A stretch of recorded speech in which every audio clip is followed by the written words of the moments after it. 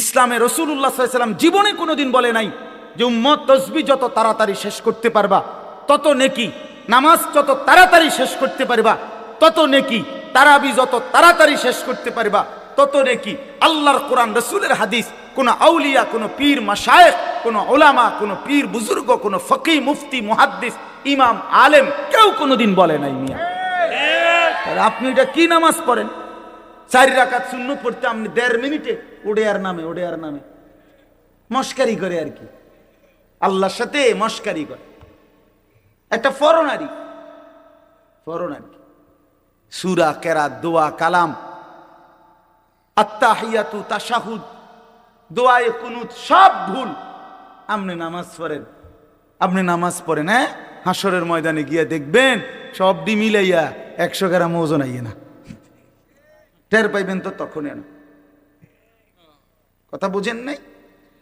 আমরা হুজুররা আজীবন শুদ্ধ কোরআন পড়তে হবে, আর আমনে ভুল কোরআন পড়ে বেহেশতে চলে যাবেন। বেহেশত এরকম বেইনসাফির জায়গা না, বেহেশত ইনসাফের জায়গা। নামাজ, রোজা, হজ, যাকাত, জিকির, তেলাওয়াত, কোরআন, এর জন্য আপনার জন্য যে আইন আমার জন্য সে আইন, আমার জন্য যে আইন আপনার জন্য সে আইন। রাসূলুল্লাহ সাল্লাল্লাহু আলাইহি সাল্লামের জন্য কোরআন শরীফ শুদ্ধ করা ফরজ, আর সাহাবীদের জন্য কোরআন শরীফ কোন রকম পড়লেই চলতো, এটাই নিয়ম ছিল তো। তাইলে আমনে সাধারণ মানুষ, আমনে পাবলিক, আপনি ছোটবেলায় পড়েন নাই, আপনি স্কুলে পড়ছেন, আপনি কলেজে পড়ছেন, এই সমস্ত কথা বললেই আপনার কোরআন শরীফ অশুদ্ধ, সূরা কেরাত অশুদ্ধ, তাইলে আপনি মাফ পেয়ে যাবেন, এ কথা আপনারে কে বলল? পাবলিক হইলে কোরআন শরীফ শুদ্ধ করতে হয় না, এ কথা আপনারে কে ফয়সালা দিল? বলেন চাচা, একজন চাচা বলেন, কথাটা বুঝছেননি আমার চাচা? না আপনি গ্রামের মানুষ হইলে আপনার সূরা কেরাত শুদ্ধকরণ লাগবে না, আপনি ভুল করেই সারব আপনার, এই কথা ফয়সালা দিছে কে? কোন হুজুর? তার বিচার হইবে। বলেন মিজান ভাই, আপনি জিজ্ঞান কে বললো এই কথা? এরকম কোনো অধিকার আছে কারো সিদ্ধান্ত দেওয়া? স্কুলে পড়লে, কলেজে পড়লে তোমার আর কোরআন শরীফ শুদ্ধ করতে হবে না ভাইয়া, এ কথা তোমারে কে বলল? কে বলল এটা? রাসূলুল্লাহ সাল্লাল্লাহু আলাইহি ওয়াসাল্লামের সামনে যেই সাহাবী দাঁড়াইতেন আবু বকর, আর পিছনে যেই সাহাবী, সকলের কোরআন শরীফ সমান শুদ্ধ ছিল, সকলের রুকু সেজদা সমানভাবে বিশুদ্ধ ছিল মিয়া। পিছনের ওয়ালার সেজদা আর সামনের ওয়ালার সেজদা বরাবর ছিল।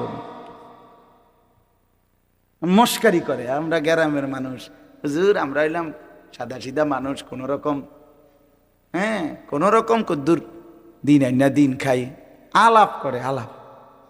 আপনার এই সমস্ত আলাপে হবে না বাপ, বিশ্বাস করেন না, হবে না। কোরআনুল কারীমের মধ্যে আল্লাহ বলছেন, ফামান কানা ইয়ারজু লিকা রাব্বিহি ফালিয়ামাল আমালান সালিহা ওয়ালা ইউশরিক বিইবাদাতি রাব্বিহি আহাদা। রব্বুল আলামিন বলেন, আখিরাতে যারা যারা আমি আল্লাহর সাক্ষাৎ তথা জান্নাত পেতে চাও, দুইটা বিষয় লাজেম। 1 নাম্বার, ফালিয়ামাল আমালান সালিহা, প্রতিটি আমল করতে হবে সালিহা, বিশুদ্ধ। যদি আমি আল্লাহর সাক্ষাৎ চাও, যদি জান্নাত পেতে চাও, ফালিয়ামাল আমালান সালিহা।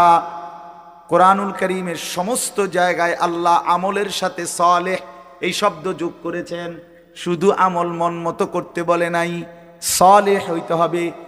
ইল্লাল্লাযীনা আমানু ওয়া আমিলুস সালিহাত ওয়া'দাল্লাহুল্লাযীনা আমানু মিনকুম ওয়া আমিলুস সালিহাত। বারবার আল্লাহ বলছেন, বান্দা আমল হতে হবে বিশুদ্ধ। নেক আমল মানে বিশুদ্ধ আমল, বিশুদ্ধ আমল হইলেই নেক আমল। বোঝেন নাই? যে আমল বিশুদ্ধ আমল ওই আমল নেক আমল, যেটা নেক আমল ওইটা বিশুদ্ধ আমল। মানে বিশুদ্ধ আমল না হলে সেটা নেক আমল হয় না, নেক আমল হইতে হইলে বিশুদ্ধ আমল ছাড়া হবে না। ছেলেরা আমি আবারও অনুরোধ করছি, ভাই তোমরা বসো, বসে শুনলে ভালো, আল্লাহর কথা বসে শোনা আদব। কোরআন শরীফে আছে হযরত মুসা আলাইহিস সালামের সাথে আল্লাহ তাআলা প্রথম যখন তুর পাহাড়ে কথা বলতেছিলেন, তো প্রথমবারই মুসা আলাইহিস সালামকে আল্লাহ তাআলা বলছেন, ইন্নী আনা রব্বুক ফাখলা'না আলাইক, যে মুসা আমি তোমার রব, আমি তোমার সাথে কথা বলবো, আমার ওয়াহি তোমার উপর এখন অবতীর্ণ হবে, তো আগে তুমি জুতা খুলে নাও। ফাখলা'না আলাইকা, তোমার জুতা খোলো। তো তাফসীরের মধ্যে লিখছে যে জুতা খুলতে বললেন কেন? আল্লাহর কথা শুনবার আদব এটা, নাই তো জুতা খোলার ওইখানে কোনো জরুরত ছিল না। এবং সবচেয়ে বড় কথা হলো তখন প্রচণ্ড ঠান্ডা ছিল, প্রচণ্ড শীত, এই পরিমাণ ঠান্ডা কুয়াশা ছিল যে মুসা আলাইহিস সালামের স্ত্রী সন্তান সম্ভবা ছিল, মানে গর্ভবতী, তো ওরা কাঁপতেছে শীতে। মুসা আলাইহিস সালাম রাস্তা হারায় ফেলছে, আবার শীতে ঠান্ডায় কাঁপতেছে। এই অবস্থায় মুসা আলাইহিস সালাম ওনার স্ত্রীকে বলছে যে পাহাড়ের এই উঁচু জায়গাটাতে মনে হয় যেন লাল আগুন জ্বলতেছে, মনে হয় সেখানে গেলে কিছু আগুন পাইতে পারি, আমি তোমার জন্য নিয়ে আসি, তুমি এখানে একটু দাঁড়াও, এতে আনলে তুমি আগুনের মধ্যে যদি একটু তাপ নাও তাইলে শীত কমে যাবে কিছুটা। এই যে না, আমরা গ্রাম অঞ্চলে ছোটবেলাতে আমরাও মনে আছে যে প্রচণ্ড শীতের মধ্যে আমরা আগুন পোহাইতাম, আগুন জ্বালাইয়া। তো তাহলে বোঝা গেল প্রচণ্ড শীত, কুয়াশা, বরফ। এরপরেও আল্লাহ তাআলা হযরত মুসা আলাইহিস সালামকে এই ঠান্ডা শীতের মধ্যেও আগে বলছে, আগে কি করো, জুতা করো। অথচ তখন আরো মৌজা ফিন্দানো আছিল, ঠিক না? কিন্তু না, আগে বলছেন আগে জুতা করো। আনা আখতারতুকা, কোরআন শরীফে আছে যে আমি তোমাকে নির্বাচিত করেছি, বাছাই করেছি। ফাসতামি' লিমা ইউহা, তুমি আমার ওয়াহি মনোযোগ দিয়ে শোনো। তাহলে আগে জুতা খোলা। এই জন্য বললাম দাঁড়ায় থাকলে তো জুতা পরে থাকতে হয়, ঠিক না? তো এটা আল্লাহর কথা, আল্লাহর কথা শুনবার জন্য আদব জরুরি, আদব জরুরি।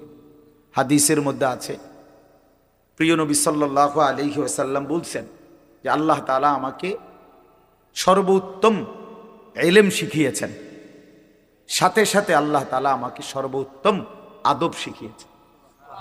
আল্লামানি রব্বি ফাআহসানা তা'লিমি ওয়া আদ্দাবানি রব্বি ফাআহসানা তা'দীবি।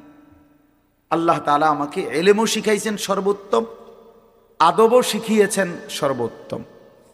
এই জন্য রাসূলুল্লাহ সাল্লাল্লাহু আলাইহি সাল্লামের একটা নড়াচড়া, একটা হাসি, একটা কান্না, একটা হাঁটা, একটা চলা, কোনো কিছু আজ পর্যন্ত 1450 বছরে আপনজন দুশ্মন, ইসলামের পক্ষে হোক বিপক্ষে হোক, কেউ যে এটা একটু দেখতে বেমানা, এটা একটু দেখতে সুন্দর না, এমন কোনো একটি বিন্দু নবীজির একটা নিঃশ্বাসও এমন প্রমাণ করতে পারেনি। বরং রাসূলুল্লাহ সাল্লাল্লাহু আলাইহি সাল্লামের প্রতিটা নড়াচড়া সবটাই সবচেয়ে সুন্দর। সুবহানাল্লাহ। তিনি হাসলেও সুন্দর, কাঁদলেও সুন্দর, তিনি হাঁটলেও সুন্দর, বসলেও সুন্দর, তিনি কথা বললেও সুন্দর, চুপ থাকলেও সুন্দর। কথা বললেও সাহাবীরা তাকায় থাকতেন, নবীজি চুপ থাকলেও সাহাবীরা তাকায় থাকতেন। অনেক সাহাবী এমন ছিল যে শুধু আল্লাহর নবী সাল্লাল্লাহু আলাইহি সাল্লামের চেহারা মোবারকের দিকে তাকাইয়েই থাকতেন, তা আবার কোনো কথাবার্তা নাই, তা আবার চলে যাইতেন। নবীজি এরকম অনেককে জিজ্ঞাসাও করছেন যে আসো, বসো, তাকায় থাকো, আবার চলে যাও, কখনো তো কিছু বলো না। তো বলতেন যে ইয়া রাসূলুল্লাহ, যখনই কোনো দুঃখ, বেদনা, পেরেশানি, অস্থিরতা হয় মনে, জিন্দিগিটা যখন কোনো অশান্তি লাগে, অস্থিরতা লাগে, তা আপনার সামনে আসি, আপনার ওই পবিত্র চেহারা মোবারকের দিকে কিছুক্ষণ তাকাই, তো জিন্দিগির সব দুঃখ পেরেশানি দূর হয়ে যায়। আপনার চেহারাই সান্ত্বনা, আপনার চেহারাই সান্ত্বনা। এই জন্য বাপ আদব জরুরি। রাসূলুল্লাহ সাল্লাল্লাহু আলাইহি সাল্লামকে আল্লাহ তাআলা সর্বোত্তম আখলাক শিখিয়েছেন। এই জন্য নবী সাল্লাল্লাহু আলাইহি সাল্লাম যেভাবে ওযু করতেন, ইস্তিনজা করতেন, পেশাব পায়খানা, খাওয়া, ঘুম, সব কিছু মডেল, সব কিছু সুন্দর, সব কিছু সুন্নাত, এবং গোটা পৃথিবীতে সবার কাছে এটা পরীক্ষিত। আজকের এই দিন পর্যন্ত আল্লাহ নবী সাল্লাল্লাহু আলাইহি সাল্লামের কোনো নিয়ম নীতি চলাফেরা একটাও কেউ এর চাইতে উত্তম কিছু পৃথিবীতে পেশ করতে পারে না। এটা একদম সত্য কথা। এজন্য দয়া করে আল্লাহর কথা মনোযোগ দিয়ে শুনতে হয়, আদবের সাথে শুনতে হয়, কম হোক। আমি সব সময় বলি, কত মুসলমান আমরা আল্লাহর কথা শুনি, কিন্তু শুধু কেবল একটু আন্তরিকতা আগ্রহ এর অভাবে পরিবর্তন হয় না। নাই তো বিশ্বাস করেন, আপনাদের এলাকার ওলামায়ে কেরাম, মসজিদের ইমাম সাহেব, জুমার নামাজের বয়ান সব কিছুই গুরুত্বপূর্ণ, সকল কথাই আলেমরা বলে, কিন্তু হয় আপনি জিমাইছেন, নয় আপনি জুরাইছেন, নয় আপনি মনোযোগ দেন নাই, অথবা আপনি বুঝতেই চেষ্টা করেন না। ও মাইত্য না চাই হুজুররা কত কথাই কয়, সব হইনা কি আর চলন যাবে, এই কথা বলিয়া সবগুলোই ফেলাই দিছে। কথা বুঝছেন না? আও এত সব ধরলে কোনো অনকার যুগে আর চলা যাইতো না। এই কথা বলে কিছুই ধরে নাই, কোনোটাই মানে নাই, পুরা জিন্দিগিটাই খেয়াল খুশির মতো চলছে। ও আরেকজনের থেকে দেখছে, পথে ঘাটে, টেলিভিশনে, অথবা নিজের মনে যেটা মন চাইছে তাই করছে। আল্লাহ তাআলা কোরআনুল কারীমের মধ্যে বলছে, যে মানুষ তার মন মতো চলে, আল্লাহর কসম, কোরআনে আল্লাহ বলছে ওই মানুষ না, ওই জানোয়ার। সরাসরি কোরআনের আয়াত আল্লাহ তাআলা বলছে যে তার ইচ্ছা মতো চলে, আল্লাহর বিধান, রসুলের বিধান, কোনো কিছু যে তোয়াক্কা করে না। আমার মনে যা চায়, চুল এমন কেন, আমার মন চাইছে, এভাবে হাঁটো কেন, আমার মন চাইছে, এটা কি ধরনের জামা পরলা, আমার মন চাইছে, তুমি এভাবে দাঁড়াইয়া পেশাব করো কেন, আমার মন চাইছে, তুমি এখানে দাঁড়ায় আসো কেন, আমার মন চাইছে, তুমি এখন সারাক্ষণ ঘুমায় রাখছো সকালবেলা, আমার মন চাইছে। এই যে একটা মানসিকতা, আমার মনে যা চায় তাই করলাম। বিশ্বাস করেন ভাই, নওজোয়ান ছেলে তোমরাও বোঝো ভাই, এই জীবন জানোয়ারের জীবন, খোদার কসম, এটা জানোয়ারের জীবন, এটা মানুষের বাচ্চা না, এ জন্তু জানোয়ার, হাইওয়ান, এ গরু ছাগলের জিন্দেগি। এই জন্য কোরআন শরীফ আল্লাহ বলছে, আর আইতা মান ইত্তাখাযা ইলাহা, যে তার নিজের মনের চাহিদাকেই নিজের খোদা বানিয়েছে। আল্লাহ বলেন ইনহুম ইল্লা কাল আনআম, তাদের পরিচয় আর কিছুই নয়, শুধুই আনআম, চতুষ্পদ জন্তু। আপনি আপনার এলাকার যে কোনো হুজুর রিজি গান, যে আনআম অর্থ কি? চতুষ্পদ জন্তু, জানোয়ার, হাইওয়ান। এই জন্য আদব জরুরি, আল্লাহর কথা কমই শুনে, মনোযোগ দিয়ে শুনে, তাহলে দেখবেন আপনার মসজিদের ইমাম সাহেবের বয়ান দ্বারাই জিন্দিগি বদলাই গেছে। একবারে চাঁদের দেশের থেকে হুজুর আনতে হইব, মঙ্গল গ্রহ থেকে হুজুর আনতে হইব, এগুলো কোনো কথা না। আল্লাহর কথা যিনি বলে, ছোট হোক বড় হোক, স্থানীয় হোক দূরের হোক, আল্লাহর কথা যিনি বলে তিনি দামি, যখনই বলে তখনই দামি। জোহরের পরে বললেও দামি, আসরের পরে বলল, রাত 10টা বাজলে উনি প্রধান বক্তা, আর 8টা বাজে উনি বিশেষ বক্তা। এটা কোরআনের কোন আয়? বলেন বলেন, এটা হিসাব বলেন, কথা বুঝছেন না আপনি? মাগরিবের পরে বয়ান করলে উনি সামান্য বক্তা, আর রাত যত সাফে গভীর হয় তত তিনি বড় বক্তা। এটার কোনো যুক্তিসঙ্গত কোনো ইয়া আছে, কারণ আছে এটা? তো এটা কি? এটা কোনো বিষয় না। প্রধান বক্তা, বিশেষ বক্তা, অল্প বক্তা, সাংঘাতিক বক্তা, ভয়ঙ্কর বক্তা, এগুলো সব ধোঁকা। এগুলো কি? আমি আজকে, যেমন আজকে জোহরের পরে বয়ান করছি চাঁদপুর, আসরের 8 টাইম পর্যন্ত, এশার নামাজের পরে বয়ান করছি নাঙ্গলকোট, লাকসামের ওরও আরো হেদিক। আমার একটা বিশেষ কারণে আমি ওখানে যাইতে হয়েছি, এই কারণে আমার এখানে দেরি হয়েছে। আমার এইটা আগের নেওয়া মাহফিল, আব্দুল বাতেন ভাই বহু আগে দাওয়াত দিছে, কিন্তু ওইখানে আমি এতটা বড় মাপের বুজুর্গ আলেম আমারে আবদার করছে হাতে ধরে, আমি না যাইয়া পারিনি। খুব কষ্ট করে আমি গেছি, মানে বহুত কষ্টে উড়াই আসছি। আপনার সারাটা দিন পথে পথে, সারাদিনে আমি আজকে এখনো বৈশা ভাত খাইনি। এমনি বললাম, মানে নাস্তা টাস্তা করছি গাড়িতে বসে বসে, সব গাড়িতে বসে বসে। তো এই যে বললাম বিষয়টা অর্থ হইল, তাহলে এখন আমি আসরের আগে যে বয়ান করলাম তখন আমি কি বক্তা? বুঝেন নাই? এসার পর পর যে বয়ান করলাম তোর হিসেবে আমি কি বক্তা, অহন আমি কি বক্তা, এটি বুঝি কথা। এই সময় আমি অল্প গুদ্দুর বক্তা, সাংঘাতিক বক্তা, এইটা কোনো কথা না। আল্লাহর কথা যখনই বলা, আল্লাহর কথা বলতে থাকা, ফজরের পরে, জোহরের পরে, কখনো 10 মিনিট, কখনো 1 ঘন্টা, যতক্ষণ বলা যায় বললেই লাভ, খুললেই লাভ, জবান খুললেই লাভ, আল্লাহকে ডাকলেই লাভ, আল্লাহকে ডাকলেই লাভ। সুবহানাল্লাহ একবার বললেও নেকি, 1000 বার বললেও নেকি, একবার বললে একবারের নেকি, 1000 বার বললে 1000-এর নেকি। কথা বুঝছেন না? এই জন্য বাপ আমার, ভাই আমার, বন্ধু আমার, এটা বোঝা উচিত। আমি প্রতিদিন বয়ানের শুরুতে 10-20 মিনিট সময় এই কথাটা বুঝাইতে চেষ্টা করি যে আপনারা সকল আলেমদের কথাকে কদর করেন। জনপ্রিয়তা এটা একটা ধোঁকা, অর্থাৎ এটা আল্লাহ তাআলার একটা ইচ্ছা। হয়তো কখনো আল্লাহ তাআলা আপনার কাউকে একটু বেশি মানুষের সামনে বলায়, কখনো কাউকে কম মানুষের সামনে বলায়। এটা কোনো অপমান, বেইজ্জতি, ইজ্জতের কিচ্ছু নেই। 1 লাখ মানুষ মনে করেন আজকে আমার বয়ানে এখন বসলো, 1 লক্ষ মানুষ আমারে স্লোগান দিয়া কোম্পানিগঞ্জ স্টেশনে দিয়ে আসলো, সম্মান দেখাইলো সবাই, আপনি বুঝলেন আর কি আমি খুব জনপ্রিয়। কিন্তু আল্লাহ তাআলা বললেন আনিস আমি নিলাম না। হ্যাঁ, এরপরে বুঝেন নাই আমার কথা? আল্লাহ তাআলা বলল আমি নিলাম না, আমি তোমার এই গ্রহণ করলাম না। তখন তখন তো কুত্তার সমান মর্যাদাও নাই, তখন তো জন্তু জানোয়ারের সমান মর্যাদাও। আল্লাহ যদি কাউকে প্রত্যাখ্যান করে সারা পৃথিবী শিক্ষার লিখি। আল্লাহ গ্রহণ করা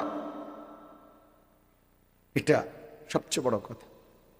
আপনারা জানেন, অবাক হবেন, ছেলেরা ভাই এই মোবাইলগুলো নামায় দাও, নামায় এমনি শোনো ভাই ভালো হবে, আমার কথাটা শোনো ভালো হবে ভাই, হাতে ধরা যে মোবাইলগুলো সব নামায় ফেলো, এমনি শোনো এমনি। যখন আমরা সামনে নাই তখন মোবাইল থেকে শুইব। এখন তো আলহামদুলিল্লাহ আমরা উপস্থিত আছি এখানে, ঠিক না? মেহেরবানি করে আন্তরিকতা নিয়ে চেহারার দিকে তাকাইয়া শুনলে ভালো। এই সারাক্ষণ মোবাইল নিয়ে ব্যস্ত থাকলে এটা এক ধরনের রোগ, আসলে বাস্তব। আপনি ডাক্তারকে জিজ্ঞাসা করে দেখেন, মোবাইলের এই আসক্তি, নেশা, সারাক্ষণ এটা ছাড়া চলতে না পারা, এটা এক ধরনের রোগ, মানসিক। সত্যি কথা বলি, এটা একটা মানসিক। আমি নিজে, আমার একজন আত্মীয়, নামাও না ভাই, নামাও মোবাইল, নামা। আমার একজন আত্মীয়, তার এই ব্রেনে সমস্যা হয়েছে। আমি তারে কুমিল্লা একটা বড় মানসিক হাসপাতাল, ওখানে ভর্তি করাইছিলাম। আমি নিজে দেখতে গেছি যখন তারে, তখন ওখানে একজন ভদ্রলোক, উচ্চ শিক্ষিত, সরকারি উচ্চ পদস্থ কর্মকর্তা, তো উনি ওখানে বসা, আমারে দেখে জড়ায় ধরছে, কানছে। তো ওনার স্ত্রী বিবির জন্য দোয়া চাইছে উনি, যে হুজুর আমার ওয়াইফ এই হসপিটালে ভর্তি, সেও আপনার মাস্টার্স করা মেয়ে, মহিলায় মানে বেটার বউ।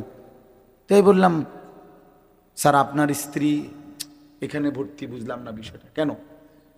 যে দিন রাত অত্যধিক মোবাইল চালানোর কারণে এখন তার ব্রেনের সমস্যা, এখন এই জন্য হসপিটালে, মানসিক হাসপাতালে ভর্তি করাইতেছে। একের আল্লাহর কসমে কোরআন সামনে বল, ওই দেখেন ওই অপদার্থ, কি পরিমাণ অপদার্থ, মানে এই জিন্দিগি একটা ফালতু জিন্দিগি আর কি। যে হুজুর আমনে না, আরো বলেন আমি বেশরমের কোনো শরম নাই। হ্যাঁ, মানে এইটাই হলো মানুষ, অর্থাৎ কোথায় আমি কিচ্ছুর কোনো হিসাবের দরকার, আমার যা মন চায় তা। এবারে কে বলছে এত কথা আমার দরকার, আমনের মতো হুজুর নামনে হুজুরের আব্বা কোক, আমার মোবাইল আমি টিপব। বহুত বড় অসভ্য মানসিকতা এটা, অসভ্য মানসিকতা। দিন দিন ছেলে পেলে জিন্দিগির কোনো সৌন্দর্য নাই ভাইয়া। একটা সৌন্দর্য থাকতে হয়, নিজের একটা সৌন্দর্য আছে, আত্মমর্যাদা আছে, চলাফেরা, কথাবার্তা, চাল চলনের মধ্যে একটা রুচি থাকে মানুষ। আমার নিজস্ব কোনো স্বকীয়তা নাই, আমার যখন যেরকম মন চায় তখন।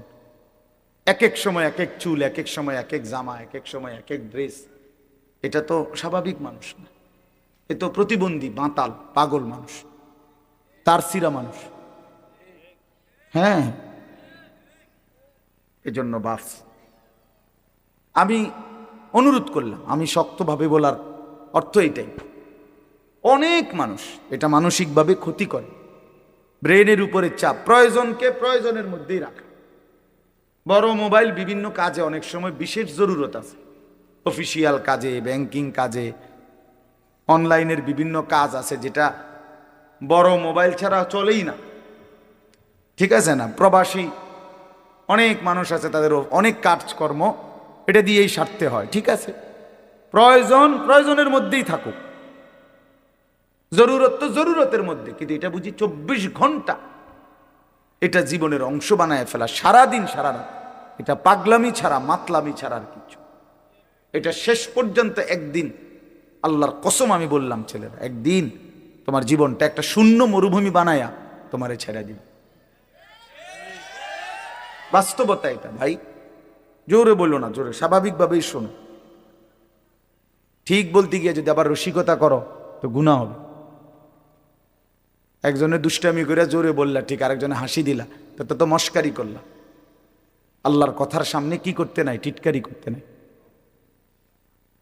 আল্লাহর কথা তুচ্ছ তাচ্ছিল্য করা, ঈমান চলে যাওয়া বিপদ। আমি এত কিছু বললাম, এই জন্য খামখেয়ালির কোনো দরকার নেই।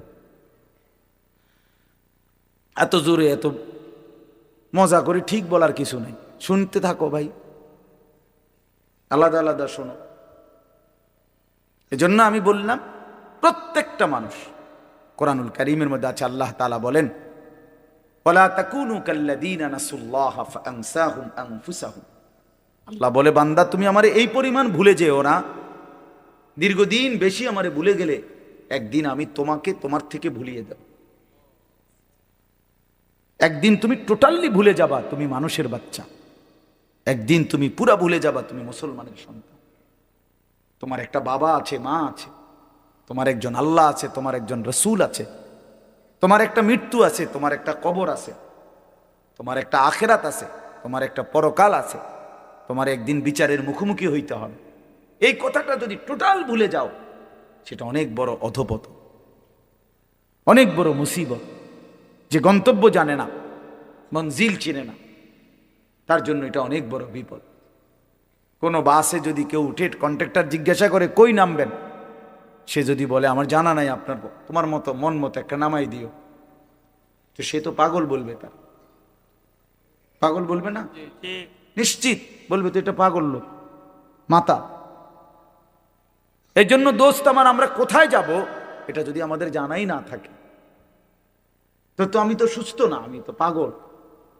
কোরআনুল কারীম আল্লাহ তাআলা বারবার বলছে, বান্দা তুমি মনে রাখো কিন্তু আমার কাছে তোমাকে ফিরে আসতে। আফা হাসিবতুম আন্নামা খালাকনাকুম আবাসান ওয়া আন্নাকুম ইলাইনা লা তুরজাউন। আল্লাহ তাআলা বলে, বান্দা তুমি কি এই ভেবেছো আমি তোমারে এমনি এমনি বানাইছি? আবাস মানে অনর্থক। আমি কি তোমাকে অনর্থক বানিয়েছি? কোনো উদ্দেশ্য নাই, কোনো উদ্দেশ্য নাই আমার, এমনি এমনি ছেড়ে দিলাম। ওয়া আন্নাকুম ইলাইনা লা তুরজাউন। আল্লাহ তাআলা বলে, বান্দা তুমি কি এই ভেবেছো যে তোমাকে আমার কাছে আসতে হবে না, ফিরতে হবে না? কি বলেন আপনারা, কি মনে করেন? বাবারা বলেন, কি মনে করেন? আল্লাহর কাছে ফিরতে হবে? আমাদেরকে আল্লাহ তাআলা বেহুদা বানাইছেন? তো এটা তো জিজ্ঞাসা করা উচিত, কেন বানাইলেন মালিক? কেন আসলাম পৃথিবীতে? আমি যা করছি এটাই কি আপনি চাচ্ছিলেন? আমাকে যাচ্ছি কোথায়? আমার প্রতিদিন যে মানুষগুলো মৃত্যুবরণ করলো, তারা যা গেল কোথায়? আমি যাব কোথায়? সেখানে আমাকে কিছু বলবে কিনা, জিজ্ঞেস করবে কিনা? এটুকু বিবেক যদি দেমাগ না থাকে দোস্ত আমার, বাপ আমার, তা আমি মানুষ হইলাম কি? আমি মানুষ হইলাম কি? আমি একজন সুস্থ মানুষ হলাম কিভাবে? আমি তো জন্তু জানোয়ার না, আমি তো কুকুর বিড়াল না যে খাইলাম আর ঘুমাইলাম, গরু ছাগল না। কোরআনে আল্লাহ বারবার বলছে, বান্দা কুল ইন্নাল মাউতাল্লাযী তাফিররুনা মিনহু ফাইন্নাহু মুলাকীকুম সুম্মা তুরাদ্দুনা ইলা আলিমিল গায়বি ওয়াশ শাহাদা। আল্লাহ বলে, বন্ধু আপনি আমার বান্দাদের সকলকে বলে দেন, দুনিয়াবাসী, মৃত্যু থেকে তোমরা যেখানেই পলায়ন করো না কেন, মৃত্যু নিজেই তোমাদের সাথে সাক্ষাৎ করবে। সুম্মা তুরাদ্দুনা ইলা আলিমিল গায়বি ওয়াশ শাহাদা, অতঃপর তোমাদের সকলকে প্রকাশ্য এবং গোপন সব জানেন যেই সত্তা মহান আল্লাহ, তার কাছেই ফেরত আনা। তিনি কে? আল্লাহ। ফায়ুনাব্বিউকুম বিমা কুনতুম তা'মালুন, অতঃপর আল্লাহই তোমাদেরকে শোনাবেন, জানাবেন তোমরা তোমাদের পুরা জিন্দেগিতে কি কি করেছিলে। এইভাবে বহু আয়াত ইলাল্লাহি মারজিউকুম জামিআন। আল্লাহ বলে তোমাদের সকলকে আমি আল্লাহর কাছে ফিরতে হবে। ইলাইহি তুরজাউন, ইলাইহিল মাসির, ইলাইয়াল মাসির, এভাবে বারবার আল্লাহ, বান্দা ফিরতে হবে, আসতে হবে, আমার কাছে আসতেই হবে। আমার শায়েখ আল্লামা মুফতি মুশতাকুর নবী সাহেব বলে, আল্লাহ তাআলা ছাড় দেয়, ছেড়ে দেয় না। যেই ছেলে গুড্ডি উড়ায় সে সুতা ছাড়ে, নাটাই ছাড়ে না। নাটাই বোঝেন না, যেটার মধ্যে সুতা, হ্যাঁ এইটা নাটাই, হাতে যেটা থাকে আর কি। তো সুতা তো ছাড়তে ঘুড়ি অনেক উপরে চলে গেছে, কিন্তু ছেলেটা নাটাই তো ছাড়ে না, নাটাই ছাড়ে। তো আল্লাহ তাআলা বলে, বান্দা 60 বছর, 50 বছর, 70 বছর, 30 বছর, 100 বছরের সুতা তো আমি ছেড়ে দিছি, কিন্তু নাটাই ছাড়ি নাই। ঠিক যখন সময় হয় আমি আল্লাহ মালাকুল মউত পাঠিয়ে, আজরাইল পাঠিয়ে 1 সেকেন্ডেই তোমাকে আবার আমার কাছে নিয়ে আসি, তোমারে ফিরাইয়া আনতে দেরি হয় না। ফাইদা জাআ আজালুহুম লা ইস্তাখিরুনা সাআতান ওয়া লা ইস্তাকদিমুন, 1 সেকেন্ড আল্লাহ দেরি করবেন। চলেন বাপ, এজন্য ভাবতে শিখি। ছেলেরা তোমরাও ভাইবো, আমার বাপ আমার কথা হইলো তোমার পথে তুমি, আমার পথে আমি, যার যার জায়গায় আমরা ফিরে যাব, যার যার গন্তব্যে। তোমার ঘর আলাদা, আমার ঘর আলাদা, তোমার জিন্দিগি তোমার সাথে, আমার জিন্দিগি আমার সাথে। কেউ কারোর জন্য আটকায় না বাপ, দুনিয়া কেউ কারোর জন্য আটকায়ও না, আর দুনিয়া কারোর জন্য থাইমাও থাকে। বহুত স্বার্থপর এই দুনিয়া, বহুত স্বার্থপর। আজকে তো অনেক বন্ধু দেখা যায়, কিন্তু অ্যাক্সিডেন্ট করলে সাথে অন্যরাও পাও ভাঙ্গে না।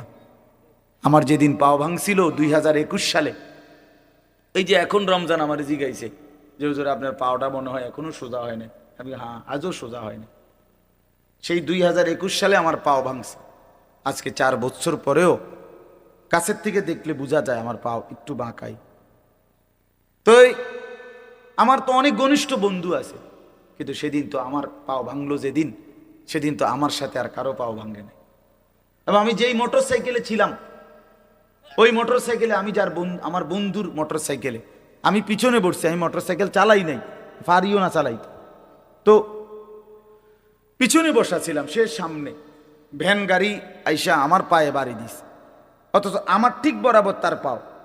সেও তো মোটর সাইকেল চালাইতেছে, তার পায়ে একটা সুতাও লাগে না, কিচ্ছু লাগে না। দুনিয়ায় আমরা একাই, স্বার্থপর এই দুনিয়া। সামনের সিএনজি অ্যাক্সিডেন্ট করলে রক্তে ভাইসা গেছে মানুষের লাশ, পিছনের গাড়ি থামে না, সাইডি দিয়ে জায়গা বাপ, কেউ থামে না। একটু জ্যাম বাজলে কারো আর সহ্য হয় না, চিৎকার শুরু করে, জ্যাম ক্লিয়ার করো, পুলিশ কই, এই বেটা কি? আরে ভাই মানুষ মারা গেছে, আরে মানুষ মরলে মরছে বেটা, রাস্তা ক্লিয়ার করো বেটা। এরই নাম দুনিয়া, এরই নাম দুনিয়া। তোমার এই অসৎ বন্ধুগুলোরে ডাক দিয়ে বলো না একবার যে দোস্ত, আমার যদি পাওটা ভাঙ্গা যায়, আমার কাছে যদি টাকা না থাকে, আমি যদি আর কোনোদিন তোদের সাথে আড্ডা দিতে না পারি, তো তোরা আমার সাথে আসবি কিনা? কেউ আসবে, কেউ আসবে না। তুমি বুঝো না ভাইয়া, তুমি জানো না এই অসৎ বন্ধু তোমারে নষ্ট করে দিচ্ছে। সারা দিনে যে বন্ধু, দিনের পর দিন তার সাথে আমি চললাম, অথচ একটা বার 1 ওয়াক্ত নামাজ পড়ার কথা বলে না। এ তো বন্ধু না, এ তো জানোয়ার, এ তো শয়তান। এটা বন্ধু কিসের? এটা বন্ধু কিসের? এই জন্য আমরা প্রত্যেকেই এটা ভাবা উচিত, আমরা একাই, দুনিয়াতেও একা, কবরেও একা, দুনিয়াতেও একা। আমার অসুস্থ হইলে, পেটে ব্যথা হইলে আর কারো পেটে ব্যথা হয় না, আমার বিবিরও না, আমার বাচ্চারও না, তা আমি একা না? আমার সুখে আমি একাই, আমার দুঃখে আমি একাই, আমার বিপদে আমি একাই, আমার মুসিবতে আমি একাই, আমার কবরে আমি একাই, আমার হাসরের ময়দানে আমার একাই দাঁড়াইতে হবে। এই জন্য আমরা যদি নিজেকে ভুলে যাই, ভুল হবে এটা। আল্লাহ তাআলা আমাদেরকে আকল দিছেন, দিমাগ দিছেন, বুঝ দিছেন, বিবেচনা দিয়েছেন, বোধ শক্তি দিয়েছেন, আলো অন্ধকার, রোদ বৃষ্টি, আগুন পানি, ভালো মন্দ, রাত দিন বুঝার তৌফিক দিয়েছেন, সব কিছু দিয়েছেন। আমি এটা আপনাদের এখন শোনাচ্ছি। এখানে আমি 5টা আয়াত পড়ছি, এই ছোট্ট অল্প একটু সময়ে এই আয়াতগুলোর তর্জমা শুনাই, তাইলে আমার কথা শেষ। শুরুতে আমি এটা বলে নিলাম, আল্লাহর কথা মনোযোগ দিয়ে শুনবেন। আপনাদের এলাকার ওলামায়ে কেরামের বয়ানও, এই জুমার বয়ানও আন্তরিকতা নিয়ে শুনবেন, বলেন ইনশাআল্লাহ। অনেক চাচা, বয়স্ক, মুরব্বী, অনেকের মানসিকতা হলো এই জুমার বয়ান হয় মসজিদে, উনি বসে বসে জুড়ায়, বইয়ে বইয়ে কাব্যা, এ কাব্যান না ব্যাড, এই কাব্যান নেই থাই, আর কামে লাগে না। এই জীবনটা শেষ জীবন পর্যন্ত, বুড়া বয়সেও ওই সাদওয়ান আর ওই বন বিড়ি ছাড়া আর কোনো কামে লাগে না। ডিউটি এটা, বইয়ে বইয়ে বন খায়, বিড়ি খায়, আর এই গপ মারে, শিহুলি কয়, সিনেমা, নাটক, সিনেমা, নর্তকী, নাচ গান, টেলিভিশন, বসে বসে চা দোকানে এগুলো দেখে। কারণ আমল করবে কিন্তু জানেই না কিছু, জানেই তো না কিছু, শিখেই তো নাই কিছু, শিখেই তো না কিছু। আমলের মধ্যে কোনো ভুল আছে কিনা এটাও তো সংশোধন করে না। 100 দানার তসবি পড়ে ফেলছে 1 মিনিটে। এটা কি তসবি পড়লো? মিনিটের মধ্যে, মিনিট মেশিনে সুবহানাল্লাহ, আলহামদুলিল্লাহ, আল্লাহ, কিতা এগুলো কি? আপনি জিজ্ঞাসা করেন, এখন একজন আলেম জিজ্ঞাসা করেন, গোকে জিজ্ঞাসা করেন যে এটা তসবি কিনা। এটা মোটেই তসবি না, কোনোদিনও না। ইসলামে রাসূলুল্লাহ সাল্লাল্লাহু আলাইহি ওয়াসাল্লাম জীবনে কোনোদিন বলে নাই যে উম্মত তসবি যত তাড়াতাড়ি শেষ করতে পারবা তত নেকি, নামাজ যত তাড়াতাড়ি শেষ করতে পারবা তত নেকি, তারাবি যত তাড়াতাড়ি শেষ করতে পারবা তত নেকি। আল্লাহর কোরআন, রাসূলের হাদিস, কোন আউলিয়া, কোন পীর মাশায়েখ, কোন উলামা, কোন পীর বুজুর্গ, কোন ফকিহ, মুফতি, মুহাদ্দিস, ইমাম, আলেম কেউ কোনোদিন বলে নাই। মিয়া আপনি এটা কি নামাজ পড়েন? 4 রাকাত সুন্নত পড়তে আপনি 1.5 মিনিটে ওডে আর নামে, ওডে আর নামে, মস্কারি করে আর কি, আল্লাহর সাথে মস্কারি করে। একটা ফরনারি, ফরনারি সূরা, কেরাত, দোয়া, কালাম, আত্তাহিয়াতু, তাশাহুদ, দোয়ায়ে কুনুত সব ভুল।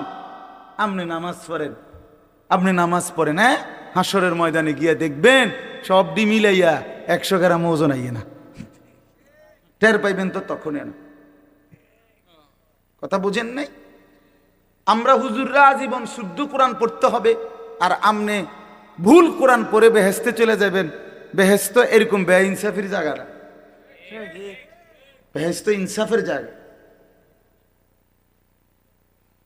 নামাজ, রোজা, হজ, যাকাত, জিকির, তেলাওয়াত, কোরআন, এর জন্য আপনার জন্য যে আইন, আমার জন্য সে আইন, আমার জন্য যে আইন, আপনার জন্য সে আইন। রাসূলুল্লাহ সাল্লাল্লাহু আলাইহি সাল্লামের জন্য কোরআন শরীফ শুদ্ধ করা ফরজ, আর সাহাবীদের জন্য কোরআন শরীফ কোন রকম পড়লেই চলতো, এটাই নিয়ম ছিল তো। তাইলে আমনে সাধারণ মানুষ, আমনে পাবলিক, আপনি ছোটবেলায় পড়েন নাই, আপনি স্কুলে পড়ছেন, আপনি কলেজে পড়ছেন, এই সমস্ত কথা বললেই আপনার কোরআন শরীফ অশুদ্ধ, সূরা কেরাত অশুদ্ধ, তাইলে আপনি মাফ পেয়ে যাবেন, এ কথা আপনারে কে বলল? পাবলিক হইলে কোরআন শরীফ শুদ্ধ করতে হয় না, এ কথা আপনারে কে ফয়সালা দিল? বলেন চাচা, একজন চাচা বলেন, কথাটা বুঝছেননি আমার চাচা? না আপনি গ্রামের মানুষ হইলে আপনার সূরা কেরাত শুদ্ধকরণ লাগবে না, আপনি ভুল করেই সারবো আপনার, এই কথা ফয়সালা দিছে কে? কোন হুজুর? তার বিচার হইবে।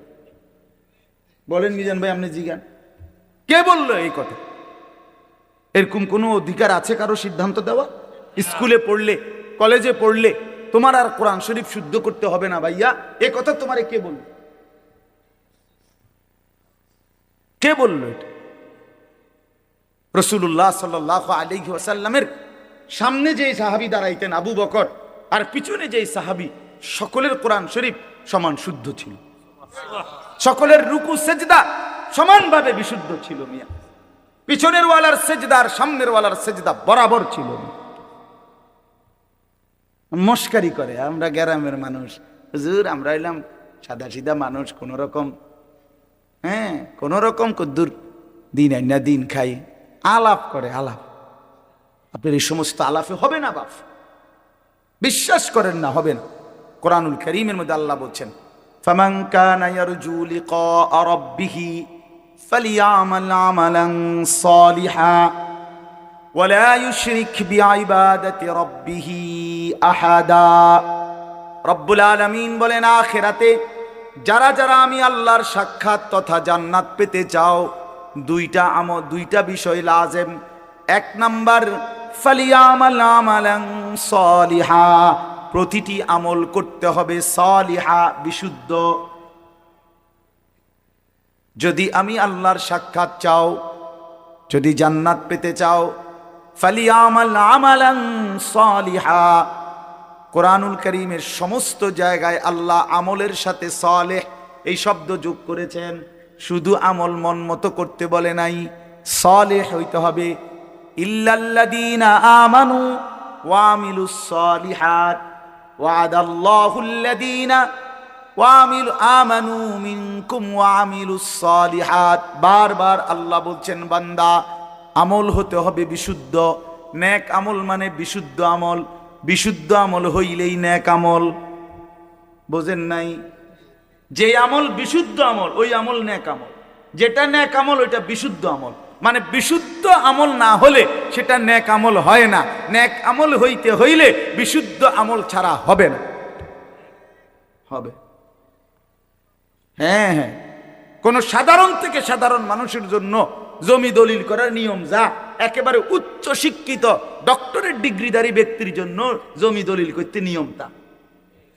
কথা বলেন না কেন? দুনিয়ার নিয়ম বরাবর মিয়া, তার আখিরাতের নিয়মের ব্যাপারে বরাবর হবে না কেন? আপনারা ভুল করবেন না। আমি অনুরোধ করলাম, রাত গভীরে বললাম আপনাদেরকে, বয়স্ক চাচারা বাবারা, হায়াতের যেটুকু বাকি আছে এটুকু সময় কাজে লাগান, এটুকু সময় কাজে লাগান। 60 বছর আল্লাহর দেওয়া নিয়ামত। সকলকে আল্লাহ তাআলা 60 বছর পর্যন্ত হায়াত দেয় না বাবা। কোরআন শরীফে আছে, আল্লাহ বলেন, অমিনকুম মান ইউতাওয়াফা মিন ক্বাবলু, অগণিত লোককেই আমি আল্লাহ বৃদ্ধ পর্যন্ত পৌঁছবার আগে আগেই মৃত্যু দিয়ে থাকি। হযরত ইবনুল জাওজি একজন বিশ্ববিখ্যাত মুহাদ্দিস আলেম ছিলেন। তিনি বলছেন, ইবনুল জাওজি তিনি যুবকদেরকে লক্ষ্য করে বলছেন, হে যুবক, তোমরা প্রত্যেকেই নিজ নিজ মহল্লার আশেপাশে হিসাব করে দেখো তোমার সমবয়সী কিশোর যুবক কতজন আর সমপরিমাণ বৃদ্ধ কতজন। তাহলে দেখবা তোমার সমবয়সী কিশোর যুবক যদি হয় 30 জন 50 জন, তো তোমার বাড়ি পাড়া মহল্লায় তার সাথে হিসাব করলে বৃদ্ধ হবে 2 জন 3 জন 1 জন। তাহলে বোঝা গেল অধিকাংশই যুবকই বৃদ্ধ হয় না, বৃদ্ধ হয় না। তিনি বলছেন, হাসান বসরি রহমতুল্লাহ আলাই, ইন্না যারআ কাদ তুদরিকুল আহাতু ক্বাবলা আন ইয়াবলুগা। তিনি বলছেন, হে যুবক, তুমি লক্ষ্য রেখো, একটি গাছের মধ্যে ফল ধরবার আগে যেই ফুল ধরে যতগুলো, সবগুলো ফুল ফলে পরিণত হয় না। যতগুলো ফল বের হইছে সবগুলো পাকা পর্যন্ত যায় না, তার আগেই ঝরে পড়ে অগণিত। একটি আম গাছে যতগুলো মুকুল ফুল ধরে, ফুল বের হয়, সবগুলো বড় বড় আম হয়? বলেন না বাপ? ঝরে যায় অগণিত ফুল। এরপরে যেগুলো আম হয় ছোট ছোট, তো সবগুলো ছোট্ট আম বড় হইয়া পাকা পর্যন্ত পূর্ণ হয় না, ঝরেই যায় বেশি। থাকে কয়টা? অল্প। এজন্য মানুষের হায়াতে বৃদ্ধে পৌঁছবার আগে আগেই ঝরে যায় বেশি, খবরে চলে যায় বেশি। এটাই সত্য, এটাই বাস্তবতা। প্রত্যেক বাড়িতে বাড়িতে আছে। মানুষ বলে যে এই চাচা, এই দাদা আমগো বাড়ির মধ্যে হুজুর আর এই শেষ মুরব্বী। ঠিক কিনা বলেন না? চাচাই আর বাচ্চা রয়েছে, দোয়া করেন, জ্যাঠার জন্য দোয়া করেন, এরকম বলে না? আমাদের কাছে তো বলে। তো বাড়িতে তখন অনেক লোক আছে ছেলে পেলে, কিন্তু বয়স্ক লোক আছে কয়জন? 1 জন 2 জন 1 জন। এই জন্য যুবক অনেক নওজোয়ান বর্ষ ভাইয়া, আমি অনুরোধ করলাম, দোস্ত আমার, বন্ধু আমার, নিজেরে নষ্ট করে দিও না বাপ, নিজেরে নষ্ট করে দিও না। দেখো ডানে বামে তুমি নষ্ট হয়ে গেলে, পচে গেলে কেউ নাই, কেউ নাই, কেউ নাই। কোনো চরিত্রহীনকে কেউ ভালোবাসে না, কোনো দুশ্চরিত্র, কোনো মদখোর, নেশাখোর, গাঁজাখোর, বাবাখোর, ইয়াবাখোর, ডাইলখোর, পুট্টাখোর, এই হারামিরে কেউ পছন্দ করে। কোনো সুদখোর, কোনো ঘুষখোর, কোনো কিস্তিওয়ালা, এরে কেউ পছন্দ করে না। কোনো হারামখোরকে কেউ পছন্দ করে না। সামনে ভয়ের কারণে, ক্ষমতার কারণে, বাহাদুরির কারণে, হয়তো কখনো কখনো সামনে যদিও কিছুটা ভদ্রতার দেখায়, কিন্তু পিছনে অভিশাপ দেয়। তোর উর্ফে খোদার গজব পড়ো, এমনে বলে, তোর উর্ফে আল্লাহর লানত পড়ো, তুই মানুষের সম্পদ কুক্ষিগত করস, এই কথা বলে। তো বেটা কি টাকা কামাইলি, কি বাড়ি করলি বেটা, টাইলস লাগাইলি, মানুষ তোরে অভিশাপ দেয় বেটা। এর চাইতে এই জিন্দেগির চাইতে মরে যাওয়া ভালো বেটা, মরে যাওয়া ভালো হারামখোর বেটা। এই জন্য বাপ, কোন নাফরমানকে কেউ পছন্দ করে না, কোন জালেমকে কেউ সম্মান করে না, মহব্বত করে না। আল্লাহ তাআলা আল্লাহর নজর থেকে, বিশ্বাস করেন যে আল্লাহর নজর থেকে সরে যায় প্রত্যেক পাপী, নাফরমান পাপী আল্লাহর দৃষ্টি থেকে, আল্লাহর রহমের দৃষ্টি থেকে সরে যায়। আর আল্লাহর নজর থেকে সরে যায় যে, আল্লাহর কসম গোটা মাখলুক তাকে নিন্দাই করে, মালউন হয়, সমস্ত সৃষ্টির কাছে সে অভিশপ্ত হয়। আল্লাহর রহমের নজর যার উপরে পড়ে তারে গোটা সৃষ্টি ভালোবাসে। ইন্নাল্লাযীনা আমানু ওয়া আমিলুস সালিহাত সায়াজআলু লাহুমুর রাহমানু ওয়ুদ্দা। আল্লাহ বলে, নিশ্চয়ই যারা ঈমানওয়ালা হলো এবং সমস্ত নেক আমল বিশুদ্ধভাবে করলো, আমি আল্লাহ আমার গোটা সৃষ্টি জগতের মধ্যে তার জন্য আমি নিজে ভালোবাসা দিয়ে দেব। ভালোবাসা দিয়ে, ভালোবাসা জোর করে আদায় করতে হয়। মহব্বত আল্লাহর পক্ষ থেকে, মহব্বত আপনাদের সাথে আমাদের ভালোবাসা আল্লাহর পক্ষ থেকে, ঠিক কিনা বলেন না? আল্লাহর পক্ষ থেকে, আল্লাহর পক্ষ থেকে, আল্লাহর পক্ষ থেকে। আপনাদের কারোর সাথে আমাদের কারো কোনো লেনদেন নেই, আমার কোনো লেনদেন নাই আপনাদের সাথে, আর্থিক কোনো লেনদেন নাই। এখানে একজন লোকের সাথে আছে কোনো লেনদেন, কিন্তু মহব্বত আছে, ঠিক কিনা বলেন? আছে না মহব্বত? এই ভালোবাসা আল্লাহর জন্য, এই ভালোবাসা আসমানওয়ালার পক্ষ থেকে, আসমানওয়ালার পক্ষ থেকে। আল্লাহ আমাদেরকে উত্তমভাবে বুঝবার তৌফিক দান করে। চলেন এই আয়াতগুলোর তর্জমা শুনাই, তাইলে এই কথা শেষ। এই সূরাটার নাম হলো সূরা দাহার। দাহার কোরআনুল কারীমের 29 নম্বর পারা, 76 নম্বর সূরা কোরআনুল কারীমের। এই সূরার মধ্যে মোট 30টা আয়াত, আমি মাত্র 5টা আয়াত পড়ছি। অল্প একটু সময়ে 5টা আয়াতের সংক্ষিপ্ত তর্জমা শুনাই ইনশাআল্লাহ, তাইলে আমাদের কথা শেষ হবে। আগে একটা কথা শুধু আমরা বুঝি, একসাথে আমি মুখে বলে নেই, তাহলে তর্জমা করলে সহজ হয়ে যাবে ইনশাআল্লাহ। সূরাটার নাম হলো সূরা দাহার। দাহার মানে হলো যুগ। আমরা যে বলি যুগ যুগ ধরে, এই যুগ, এই যুগ বলে আর কি, সময়ের একটা অংশকে কি বলে? যুগ বলে। এই যুগ দাহার। এই সূরাটার 30টা আয়াত। এই সূরাটার একটা বৈশিষ্ট্য হলো, কোরআনুল কারীমের এই সূরাটার মধ্যে, পুরা কোরআনের মধ্যেই আল্লাহ তাআলা জান্নাতের অনেক বর্ণনা দিয়েছেন। একটু আগে আমি আইসা শুনতেছিলাম মাওলানা আব্দুল হক ভাই শেষ যে অংশ কথা বলতেছেন, জান্নাতের কথাই বলতেছিলেন, জান্নাতের তেলাওয়াতের কথা বলতেছিলেন, ঠিক না? হ্যাঁ, হযরত দাউদ আলাইহিস সালামের কণ্ঠে তেলাওয়াত। আচ্ছা, কি মজাটা হবে না? কি মজাটা! আল্লাহু আকবার, আল্লাহু আকবার। ৭০,০০০ বছর এক টানা হযরত দাউদ আলাইহিস সালাম তেলাওয়াত করেন। সুবহানাল্লাহ, ৭০,০০০ বছর। এই ৭০,০০০ বছর জান্নাতীরা সব ভুইলা শুধু ওনার তেলাওয়াত শুনে। আল্লাহু আকবার। এরপরে থামবে, তো এরপরে আল্লাহ তাআলা আমাদের প্রিয় নবী, ছেলেরা তোমরা এই যে তোমরা যে ফাজলামি করতেছো এখানে বৈশা, এই বেটা আহাম্মক কোথাকার, নামো এখান থেকে বেটা, অপদার্থ বেটা, এতটুকু আক্কল নাই বেটা, নামো এখান থেকে, নামো। তোমার বাপ দাদার সমান মানুষ এখানে বসা আছে বেটা, আহাম্মক বেটা। আখলাক শিখবে কখন ছেলেরা বলেন মিয়া? মুসলমানের বাচ্চা ন্যূনতম আখলাকও যদি না শিখে, জীবনে আমাদের হলোটা কি তাইলে আবার বলে? কতগুলো খাট পালং আর সোফা আর কতগুলো ফার্নিচার আর কাচের প্লেট নুনের বাড়ির হিসাব দিয়া কবরে চলে যাচ্ছে।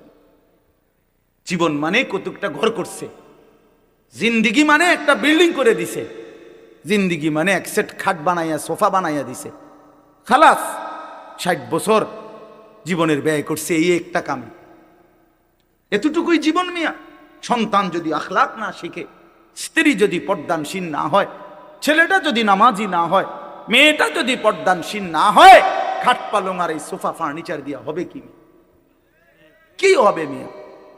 10 বছরের ব্যবধানে, 20 বছরের ব্যবধানে একটা ফার্নিচারও আমনে মইরা 20 বছর পরে কবর থেকে উঠা আমনের ঘরে আইসা ঢুইকা দেখেন আমনের আমলের বানানো কিচ্ছু নেই, কিচ্ছু নাই। আমার দাদা 10 গ্রামের মধ্যে জমিওয়ালা ছিলেন। আমার দাদার ফসলের জমি ছিল অনেক, হালের বলদ গরু ছিল অনেক। আমার দাদা সম্পদশালী ছিল, আমার দাদার বিরাট বাড়ি ছিল।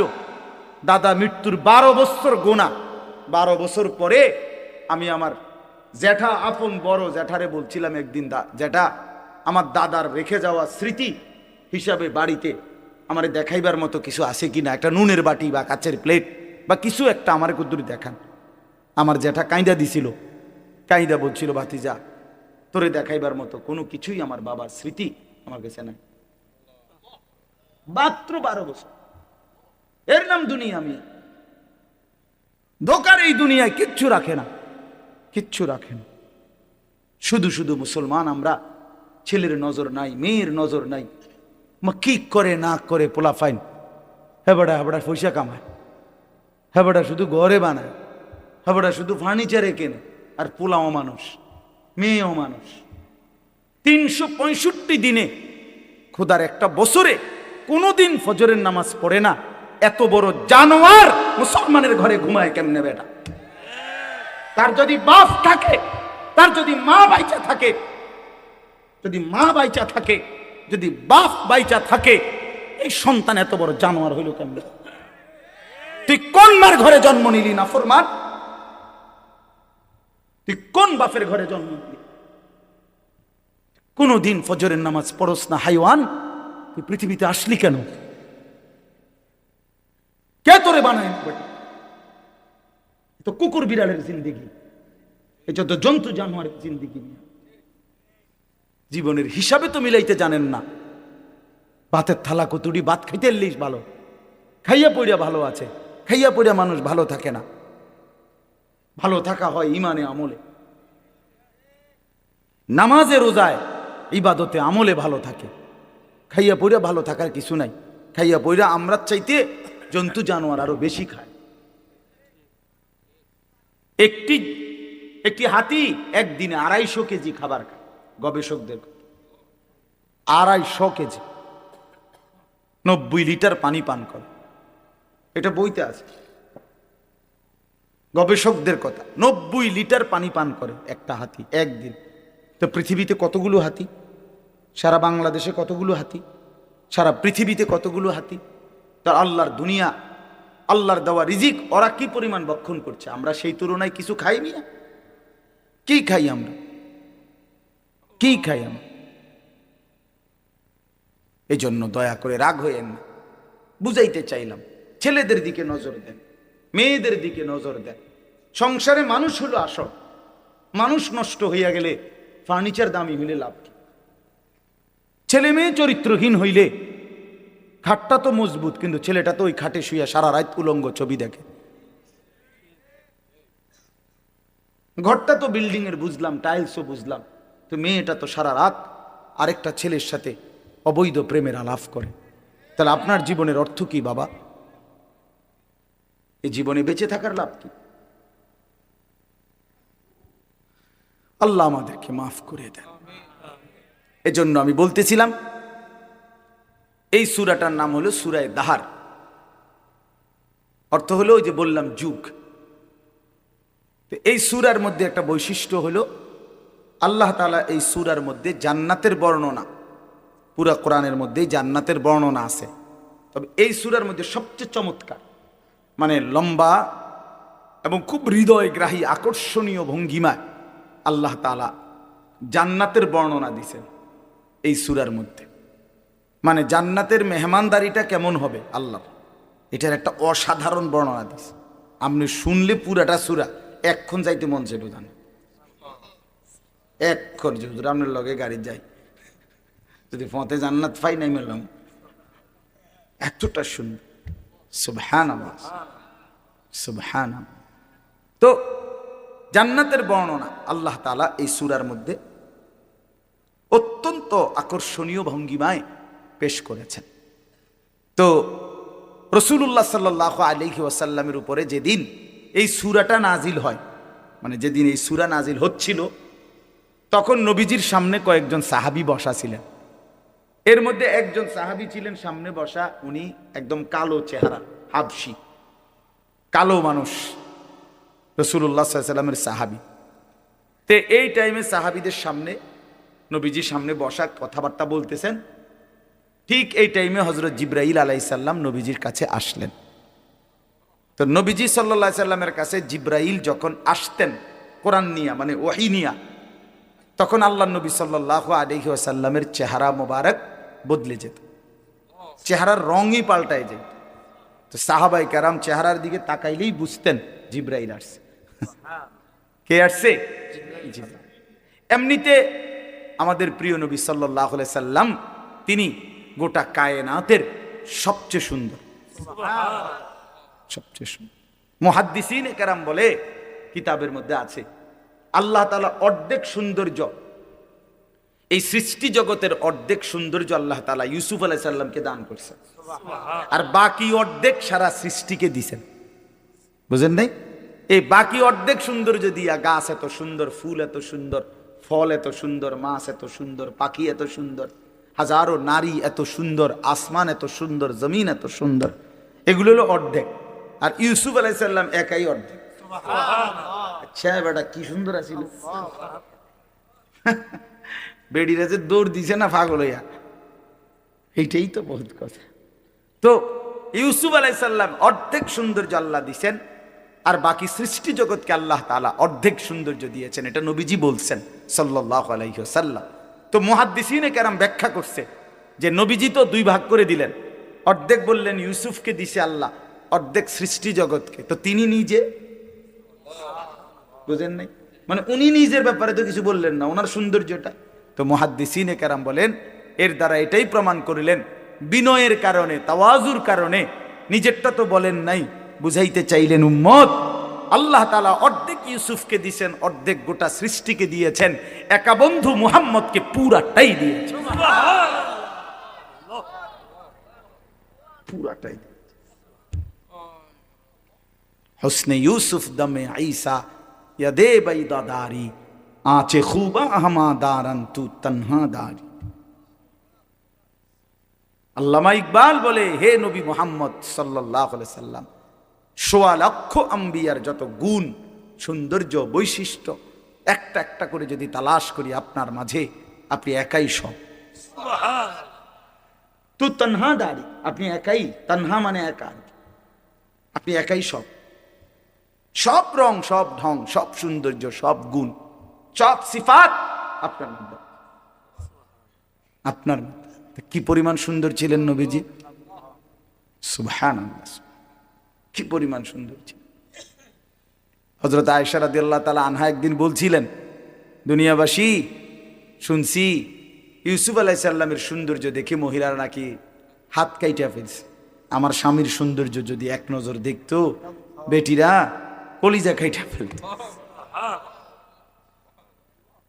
আসারনা বিতাকতিইস সুদুরি আলাল ইয়াদ, তাহলে ওই নারীরা হাতের বদলে নিজেদের কলিজা কাইটা ফেলত, জান দিয়ে ফেলত, জান।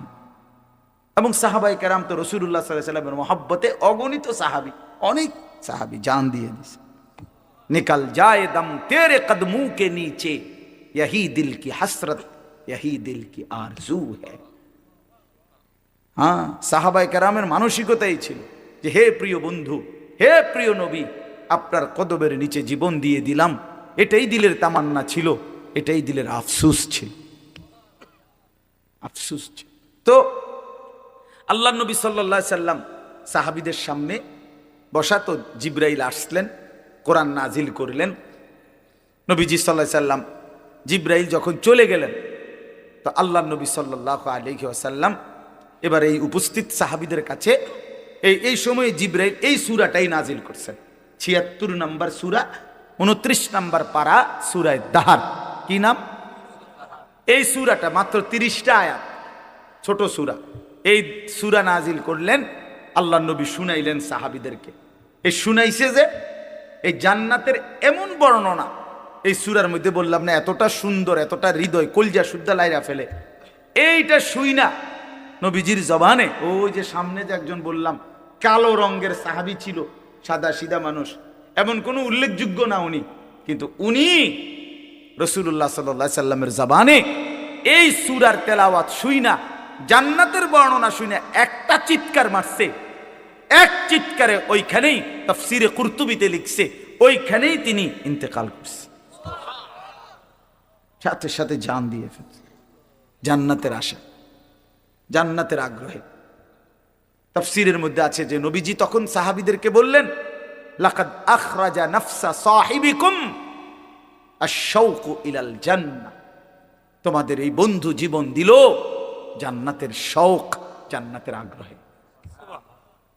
এই যে বাপ, এক মুমিনের সিফাত, এক মুমিনের কলিজার মধ্যে। আমরা মুসলমান, আমরা মুসলমান বাপ, আমাদেরকে আল্লাহ ইমানের দৌলত দিয়েছে, আমাদেরকে আল্লাহ কালেমার দৌলত দিয়েছে, একজন শ্রেষ্ঠ রসুল দিয়েছেন, একটা শ্রেষ্ঠ কিতাব দিয়েছেন, একটা শ্রেষ্ঠ ধর্ম দিয়েছেন, একজন শ্রেষ্ঠ মালিক আমাদের আছে আল্লাহ।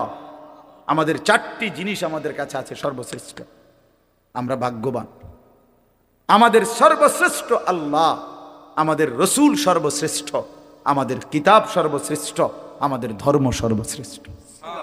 4টি সর্বশ্রেষ্ঠ নিয়ামত যার কাছে আছে, সে নষ্ট হবে কেন? সে চরিত্রহীন হবে কেন? সে গুমরা হবে কেন? পথ হারা হবে কেন?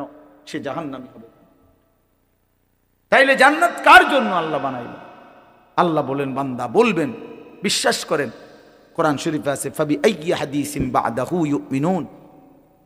আল্লাহ জিজ্ঞেস করেছে, বান্দা 23টা বছরে আমি 30 পারা কোরআন, আমার সর্বশ্রেষ্ঠ কথাগুলো নাজিল করলাম, এরপরে এর চাইতে দামি আর কোন কথা বললে, এর চাইতে দামি আর কোন কিতাব নাজিল করলে তুমি বান্দা আমার কথা বিশ্বাস করতা?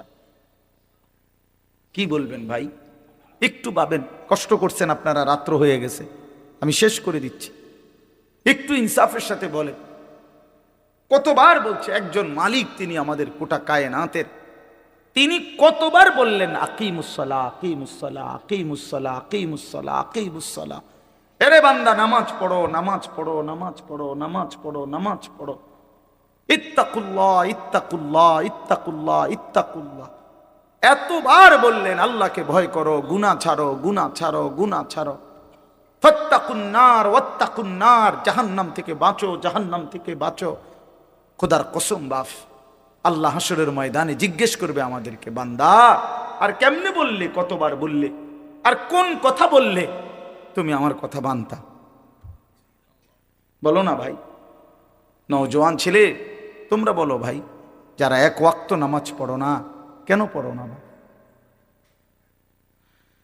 কেন পড়ো না বাপ? বলো না ভাই। আল্লাহ আর কতবার বললে তুমি শুনতা? ওফ, ও আল্লাহ জিজ্ঞেস কর। তাফসীরের মধ্যে আছে, ওলামায়ে কেরাম বলে রাসূলুল্লাহ সাল্লাল্লাহু আলাইহি সাল্লামও জিজ্ঞেস করেন হাসরের মাঠে, যে উম্মত জানো তুমি 23টা বছর একটানা দিবা নিশি আমি কাঁদছি, আমি কাঁদছি উম্মত 23 বছর। নবী সাল্লাল্লাহু আলাইহি সাল্লাম জিজ্ঞেস করবে আমাদেরকে, 23টি বছর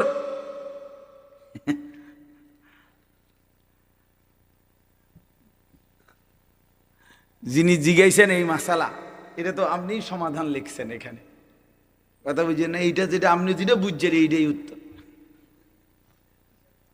বুঝছেন নি কথা? আচ্ছা, তো বলতেছিলাম যে মানে রাসূলুল্লাহ সাল্লাল্লাহু আলাইহি সাল্লাম আমাদেরকে জিজ্ঞেস করবে, উম্মত আমি 23টা বছর দিবানিশি কাঁদছি তোদের জন্য, তোদের জন্য। আম্মা জান আয়েশা রাদিয়াল্লাহু তাআলা আনহা বলেন, নবীজির স্ত্রী, উনি বলেন, দুনিয়াবাসী খোদার কসম আমি দেখছি এশার নামাজের পরে নবী সাল্লাল্লাহু আলাইহি সাল্লাম আমার হুজরার মধ্যে দাঁড়াইয়া চোখের পানি ফেলতে শুরু করছেন আর উম্মতের জন্য কাঁদতেছিলেন, দোয়া করতেছিলেন। আল্লাহর কসম, আম্মা জান আয়েশা বলে ফজরের নামাজের আজানের আগ পর্যন্ত এক দাঁড়ানোতে নবী সারাটা রাত কাঁদছে আর দোয়া করছে। সারা রাত সারা রাত সারা রাত চোখ লাল হয়ে গেছে, দাড়ি মোবারক ভিজে গেছে, বুকের পশম ভিজে গেছে। ওয়াকাদ তাওয়াররামাত কাদামাহু, আম্মা জান আয়েশা বলে দুইটা পা ফুলে ফুলে গেছে। এত রাত কাঁদলেন। নবীজি বলবেন, উম্মত আমি সারা রাত কাঁদছি, তায়েফের পাথরের আঘাতে আমার পিঠ ছিদ্র করে ফেলছি, ক্ষুধার কষ্টে উম্মত আমি পেটে দুইটা পাথর বাঁধছি, উহুদের দান দান শহীদ করা রক্তে বেহুশ হয়ে আমি পড়েছিলাম লম্বা সময়। এত কষ্ট সইলাম, এত কাঁদলাম, এত রক্ত ঝরাইলাম, আর কত কাঁদলে কত রক্ত ঝরাইলে উম্মত তুমি আমার কথা মনে পড়তো? বলে জিজ্ঞেস করে আমার ভাই, আমি বলে গেলাম। নিজেদেরও ব্যস্ততা একটু বেশি এখন, এই জন্য বারবার আসতে, আমি তো কত আসছি আপনাদের এখানে, আশেপাশে কত মাহফিলে আসছি, ব্যক্তিগত অনেক ব্যস্ততা, কাজে কর্মের অনেক, বয়সের কারণে অনেক আলাদা মাহফিল ছাড়াও অনেক ছোটখাটো অনেক কাজ করতে হয়, যার কারণে তো কুলাইতে পারি না, বারবার আসে। আপনাদেরকে মনে করাই দিলাম। নবীজি জিজ্ঞেস করবে, উম্মত আমি আর কত কাঁদলে, কতবার আমি রক্ত ঝরাইলে আমার কথা মনে পড়তো? কতবার? 30 বছর ধরে মিথ্যা বললা, কখনোই হারাম ছাড়লা না, আমার কথা মনে পড়ে নাই? 60 বছর বয়স উম্মত, সেই পর্যন্ত টানা বিড়ি সিগারেট খাইয়া গেলা, আমার কথা মনে পড়ে নাই? তুমি জানো না আমি দুর্গন্ধ পছন্দ করতাম না? আজীবন ব্রাশ করে গেলা, কোনোদিন মেসওয়াক করার কথা মনে পড়লো না? সারা জীবন ডাইনিং টেবিলে খাইয়া গেলা, কোনোদিন দস্তরখানের কথা মনে পড়লো না? 30 বছর ধরে উম্মত দিবানিশি প্রতিনিয়ত দাড়ি কাইটা গেলা, এইভাবে যে বারবার দাড়ি কাটলা, আমার কথা কখনোই মনে পড়ে নাই? আমি যে পেটে পাথর বাঁধছিলাম, আমি যে তায়েফের পাথরের আঘাতে পিঠ চালনির মতো ছিদ্র করে ফেলছিলাম, হ্যাঁ, আজ কার কাছে আসছো সুপারিশের জন্য? সুপারিশের কি কোনো নিয়ম কানুন নাই? আপনি কি ভাবছেন চাচা বাপ? আপনাদেরকে বলেন, বলেন নবীজি সাল্লাল্লাহু আলাইহি সাল্লাম যে সুপারিশ করবে হাশরের ময়দানে, এটা তো ঠিক, 100 ঠিক, কিন্তু এটার কি কোনো নিয়ম কানুন নাই? হ্যাঁ, কোনো কাগজপত্র নাই, কিছুই দেখবে না নবী নাকি? কথা বলেন না কেন? কিছুই দেখবে না তো আপনি কি হিসাব করছে? বুঝছেন, যদি কোনো হিসাবই না থাকে, কিছুই না থাকে, তো ডান কাঁধে বাম কাঁধে ফেরেশতা লিখলো কেন? আমল নামা রেডি করলো কেন? মিজানের পাল্লায় ওজন হবে কেন? ফুলসেরাত পার হইতে হবে কেন? এটি কি? এগুলো বেহুদা কথা নাকি? তো এই জন্য কোরআন শরীফে স্পষ্ট আছে, বহু নাফরমান পাপী, কোরআন শরীফে আছে, হাশরের ময়দানে আল্লাহ বলেন, ওমান আ'রাযা আন যিকরি ফাইন্না লাহু মাঈশাতান দানকা ওয়া নাহশুরুহু ইয়াওমাল কিয়ামাতি আ'মা। অসংখ্য নাফরমান যারা আমি আল্লাহকে ভুলে গেছিল, আমি আল্লাহ কিয়ামতের দিন তাদেরকে অন্ধ বানিয়ে উঠাবো। কি কোরআনের আয়াত কি না? ক্বালা রাব্বি লিমা হাশারতানি আ'মা ওয়া ক্বাদ কুনতু বাসীরা। নাফরমান বলবে হাশরের ময়দানে, রব্বুল আলামিন এটা আপনি কি করলেন মাওলা? আমি তো দুনিয়ার জীবনে দেখতাম, আমি তো পুরাপুরি চোখওয়ালা ছিলাম, আজ আপনি আমারে কেন অন্ধ বানায়া উঠাইলেন? ক্বালা রাব্বি লিমা হাশারতানি আ'মা ওয়া কাদ কুনতু বাসীরা। আল্লাহ তাআলা বলবেন, বান্দা দুনিয়ার পুরাটা হায়াত তুমি আমারে ভুলে গেছিলা, আজকে হাসরের ময়দানে আমি আল্লাহ তোমাকে ভুলে গেলাম। কাযালিকা আতাতকা আয়াতুনা ফানাসিতাহা ফাকাযালিকাল ইয়াওমা তুনসা। বহুবার আমার আয়াত, বহুবার আমার বিধান মনে কি পড়ে বান্দা? কত লক্ষবার আজান হইছিল, 30 বছরে কত আজান শুনছিলা, কিন্তু আমারে একবারও সেজদা দাও নাই। বারবার ভুলে গেছো আমারে। 30 বছর মিথ্যা বলো, 30 বছর সুদের লেনদেন করেছো, 40 বছর ওজনে কম দিছো, কাস্টমার রে ঠকাইছো, 3 নম্বর মাল রে 1 নম্বর বলে গেছো। 30 বছর তোমার স্ত্রী কোনোদিন পর্দা করে নাই, মেয়েটা কোনোদিন পর্দা করে নাই, বিবি নামাজ পড়ে নাই। 30 বছর 50 বছর টানা লাগাতার তোমার ঘরে প্রতিদিন রঙিন টেলিভিশনে নাচ গান নর্তকীর ছবি নাটক সিনেমা চলতো। এইভাবে কেমনে আমারে ভুলে গেলা বান্দা? বাদুগা খাওয়াইছি দেইকা মনে করছো আর কোনো হিসাব নাই? দুনিয়া তো আমি আল্লাহ খাইতে দেই, এটা তো আমি জন্তু জানোয়ারকেও দেই। কুলু ওয়া তামাত্তাউ কালিলান ইন্নাকুম মুজরিমুন। আল্লাহ প্রত্যেক নাফরমানকে ডাক দিয়ে বলে, নাফরমান অল্প সময়ের জন্য আমার দুনিয়া খাও, ওয়া তামাত্তাউ ভোগ করো, তবে মনে রাখো ইন্নাকুম মুজরিমুন, তুমি কিন্তু পাপী। সকালে 8টায় নাফরমান নাস্তা খাইতে বসছো, আল্লাহ বলে খাও, অসুবিধা নাই, বাধা দেব না, বান্দা খাও, কিন্তু মনে রাখিস বেঈমান ফজরের নামাজ পড়ো নাই। এটা শুধু মনে রাখো, পরে হবে, এখন খাও।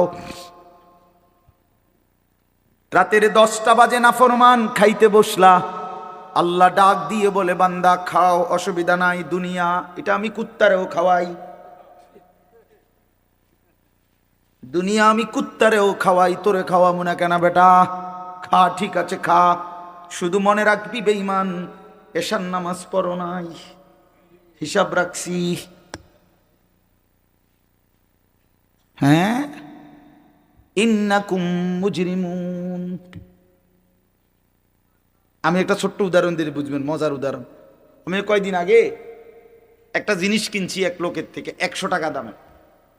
বেটায় কইছে 100 টাকা, আমি বলছি 80 টাকা দিবেন। হে কইছে রাজি হইছে।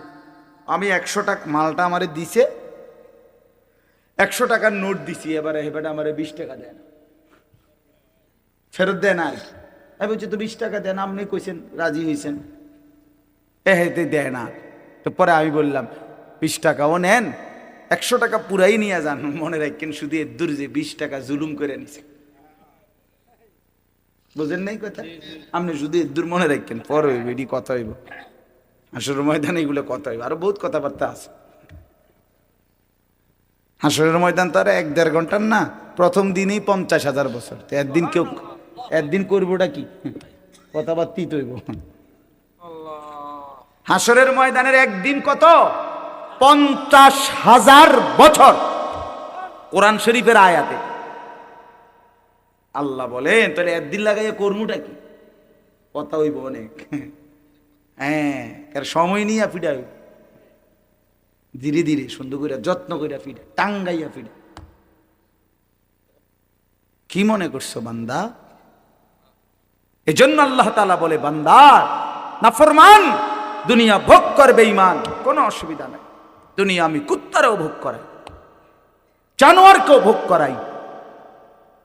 ऐसे रहे या वैसे रहे, वहां देखना फिर कैसे रहे। দুনিয়া এমনে থাকো আর হেমনে থাকো, সুখে কিংবা দুঃখে, হাসি কিংবা কান্নায়, দুনিয়া একভাবে না একভাবে পার হয়েই যায়। দেখার বিষয় হলো ওইখানে কেমন থাকবে। বুঝেন নাই? এটা বুজুর্গদের কথা, আল্লাহওয়ালারা এটা বলে, ऐसे रहे या वैसे रहे, এমনে থাকো বা হেমনে থাকো, দুনিয়া একভাবে থাকাই হবে, কিন্তু ওয়াহা দেখনা ফির कैसे रहे, দেখার বিষয় হলো সেখানে কেমন থাকে। আল্লাহ আমাদেরকে বুঝ দান করেন। তো আল্লাহ তাআলা আমাদেরকে এখানে তিনটা কথা বলছেন, মনে করাইছেন। আপনি 1 মিনিটে শোনেন। 1 নাম্বার কথা হলো, আল্লাহ তাআলা মানুষকে সৃষ্টি করেছেন 7টি ধাপে। কয়টি ধাপে? 1 নাম্বার মাটি, 2 নাম্বার বীর্য, 3 নাম্বার জমাট রক্ত, 4 নাম্বার গোশতের টুকরা, 5 নাম্বার হাড্ডির একটা খাঁচা মানে কঙ্কাল, 6 নাম্বার গোশতের আবরণ মানে হাড্ডির কঙ্কালটার উপরে গোশত লাগাইছেন, 7 নাম্বার রূহ ফুঁকে দিয়ে মায়ের পেট থেকে বের করছেন। এই কয়টা হলো ভাই? 7টা। এই 7টার মধ্যে প্রথমটা মাটি। তো এই মাটি থেকে আমাদের সৃষ্টি, কিন্তু পৃথিবীর কোন মাটি থেকে আমাদের সৃষ্টি, আমার উপাদানটা কোনটা ছিল, আমরা কেউ এটা জানতাম না। এবং কত হাজার বছর থেকে মাটিটা আল্লাহ তাআলা আমার সৃষ্টির জন্য এই পৃথিবীতে সংরক্ষণ করছেন। পৃথিবীর কোনো কাগজে পত্রে কম্পিউটারে কোথাও কারো হিসাবে কারো জানা ছিল না। ছিল লম্বা সময় ধরে এই মাটি পৃথিবীতে আল্লাহ তাআলা সংরক্ষণ করছে। এলো 1 নাম্বার বিষয়। 2 নাম্বার বিষয় হলো, মাটি থেকে সরাসরি বীর্য না, বরং মাটি থেকে একটি নির্দিষ্ট পরিমাণ খাবার জমিন থেকে উৎপন্ন করছেন আল্লাহ। সেই নির্দিষ্ট পরিমাণ খাবার থেকে খাদ্য, শস্য, শাক সবজি, গোশত, মাছ ইত্যাদি, ভাত চাল, তো এগুলো আবার একটা নির্দিষ্ট পরিমাণ আমার আব্বা বক্ষণ করছেন, বাবা। তো বক্ষণ করার পরে বাবার বীর্য তৈরি হয়েছে। তো বাবা মায়ের একটি নির্দিষ্ট মিলনে কোনো একদিন আল্লাহ তাআলা বাবা মায়ের উভয়ের বীর্য একত্রিত করে মায়ের জরায়ুর মধ্যে স্থাপন করেছেন। সেখান থেকে আবার 9 মাস 10 মাস লাগায়া ধীরে ধীরে ধীরে ধীরে তৈরি করে সাজিয়ে নাক চোখ কান দিয়ে একদিন রূহ ফুঁকি দিয়ে আমার এই পৃথিবীর আলো বাতাস দেখাইছেন। তো আল্লাহ তাআলা বলে, বান্দা আচ্ছা একটু ভাবো তো, সেই কতদিন তুমি মাটি ছিলা, কতদিন খাদ্যের উপাদান হিসাবে ছিলা, কতদিন তোমার বাবার বীর্য হিসাবে ছিলা, কতদিন পরে মা আর বাবার মিলন হয়েছে, সেখান থেকে আবার কতদিন লাগায়া তোমারে মায়ের পেটে রেডি করে পৃথিবীতে পাঠাইছি। এই যে লম্বা সময়, 1000 বছর, 100 বছর, যুগ যুগ ধরে তো কেউ জানতো না তোমার নাম, তোমার কোনো উল্লেখ ছিল না, তোমার কোনো আলোচনা ছিল না, পৃথিবীতে তোমার কোনো হিসাব ছিল না, কোনো আদমশুমারিতে তোমার নাম ছিল না, কারো কোনো আলোচনায়, বিশ্লেষণে, পর্যালোচনায়, গবেষণায় তোমার কোনো নাম ঠিকানা ছিল না। আমি আল্লাহ এই সেই অনস্তিত্ব, অপরিচিত, অচেনা জগৎ থেকে আমি আল্লাহ তিল তিল করে ধীরে ধীরে লম্বা যুগ পার করে একদিন তোমার এই পৃথিবীর আলো বাতাস দেখাইলাম। আমি আল্লাহ একাই, সেই আমাকে আইসা এই জমিনে পাঠাইবার পরে ভুলে গেলাম। কামটা করলা কি? কেমনে আমারে ভুলে গেলা বান্দা? আমারে ভুললা কেন? তুমি জানো আমি তোমারে কতদিন যাবত লালন করেছি, তোমারে বানাইবার জন্য আমি কত দীর্ঘ সময় ব্যয় করেছি, অথচ আল্লাহ তো কুন বললেই হয়ে যায়। কথা বলেন না? আল্লাহ কুন বললে হয় না? তো সেই আল্লাহ এত লম্বা সময় লাগিয়ে আমাদেরকে সৃষ্টি করেছেন। এই যে আল্লাহ বলেন, হাল আতা আলাল ইনসানি হিনুম মিনাদ দাহর, মানুষদের উপর দিয়ে লম্বা যুগের পর যুগ অতিবাহিত হয়েছে, লাম ইয়াকুন শাইআম মাযকুরা, যখন তাদের কোনো নাম নিশানা উল্লেখ করার মতো কোনো পরিচিতি বস্তু ছিল না। ইন্না খালাকনাল ইনসানা মিন নুতফাতিন আমশাজ, আল্লাহ বলেন এরপরে নির্দিষ্ট একটা সময়ে স্বামী স্ত্রী উভয়ের মিশ্র বীর্য থেকে আমি আল্লাহ মানুষকে সৃষ্টি করেছি। এখন প্রশ্ন হইল, এই কথাটা আবার বুঝেন, প্রশ্ন হইল কেন বানাইছে আল্লাহ মানুষকে এতদিন লাগাইয়া, কেন বানাইলেন? তো আল্লাহ তাআলা বলেন, নাবতালিহি নাবতালিহি, বান্দা এত লম্বা সময় লাগিয়ে তোমাকে বানিয়েছি পরীক্ষা করার। কি করার জন্য? এই আর 5টা মিনিট, এই কথা শেষ। পরীক্ষা করার জন্য, পরীক্ষা করার, পরীক্ষা করার জন্য, পরীক্ষা করার জন্য। পরীক্ষা কি? পরীক্ষা হইল আমি তোমার একটা নির্দিষ্ট হায়াত দিলাম, কাউরে 60, কাউরে 70, কাউরে 50, কাউরে 30, কাউরে 90, যাকে যেটুকু হায়াত দিছি, দুনিয়ায় থাকতে দিছি, এটুকু সময়ে পরীক্ষা করতে চাচ্ছি তুমি কি জান্নাতে যেতে চাও না জাহান্নামে? এই পরীক্ষার জন্য পৃথিবীতে থাকতে দিছি। বইয়া বইয়া বাত কতটি খাওয়ানোর লাগে, এনে বন সাবানের লাগে না, আর সিরা খাওয়ানোর লাগে, গপ পারণের জন্য না, আর বিড়ি খাওয়ার জন্য না, আর চা দোকানে আলাপ করার জন্য না, আর মোবাইল টিপার জন্য। আল্লাহ বলেন পরীক্ষা করার জন্য।